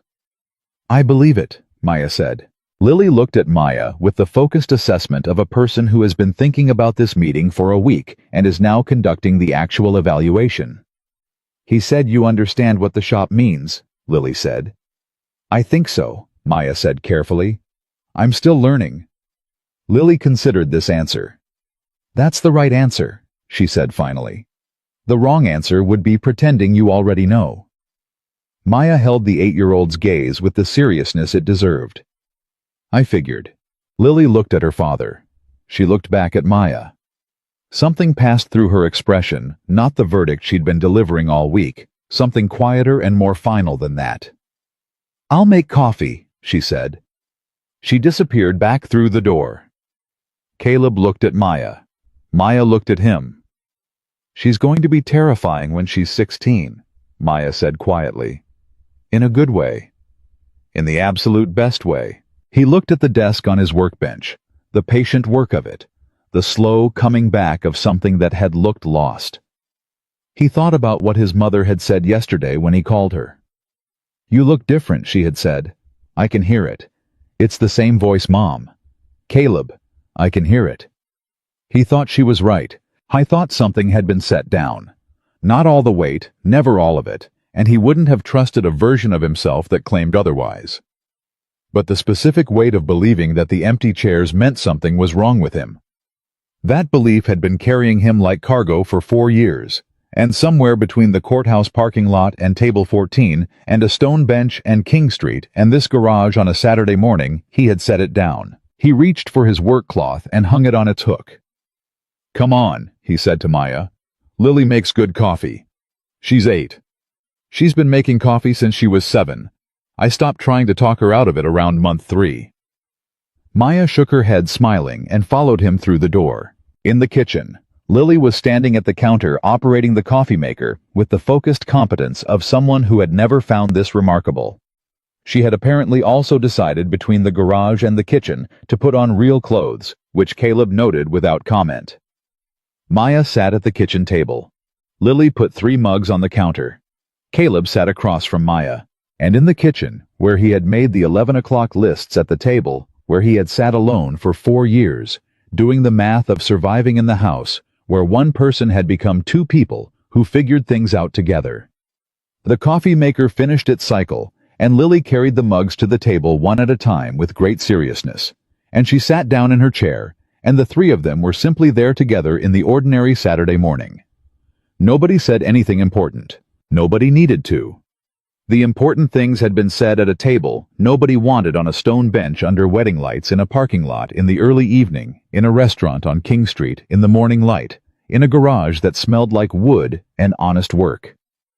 They had been said in a question, "Is this seat taken?" and in an answer that came out before he could stop it. And in everything that followed, Caleb Turner wrapped his hands around his coffee mug and looked at the 2 people at his table. The daughter who was his foundation, and the woman who was just beginning to be something he didn't have a complete word for yet, and he felt the solid weight of what was real. The bones were good. He had always known. He had just needed someone to look with him. To every man who has ever sat at the wrong table and wondered if that was all there was, it isn't. Sometimes the wrong table is exactly where you're supposed to be. Sometimes the empty chair beside you is not a sign of what you've lost. It's a space. And spaces don't stay empty forever. Not when the bones are solid. Not when you're still willing to do the work.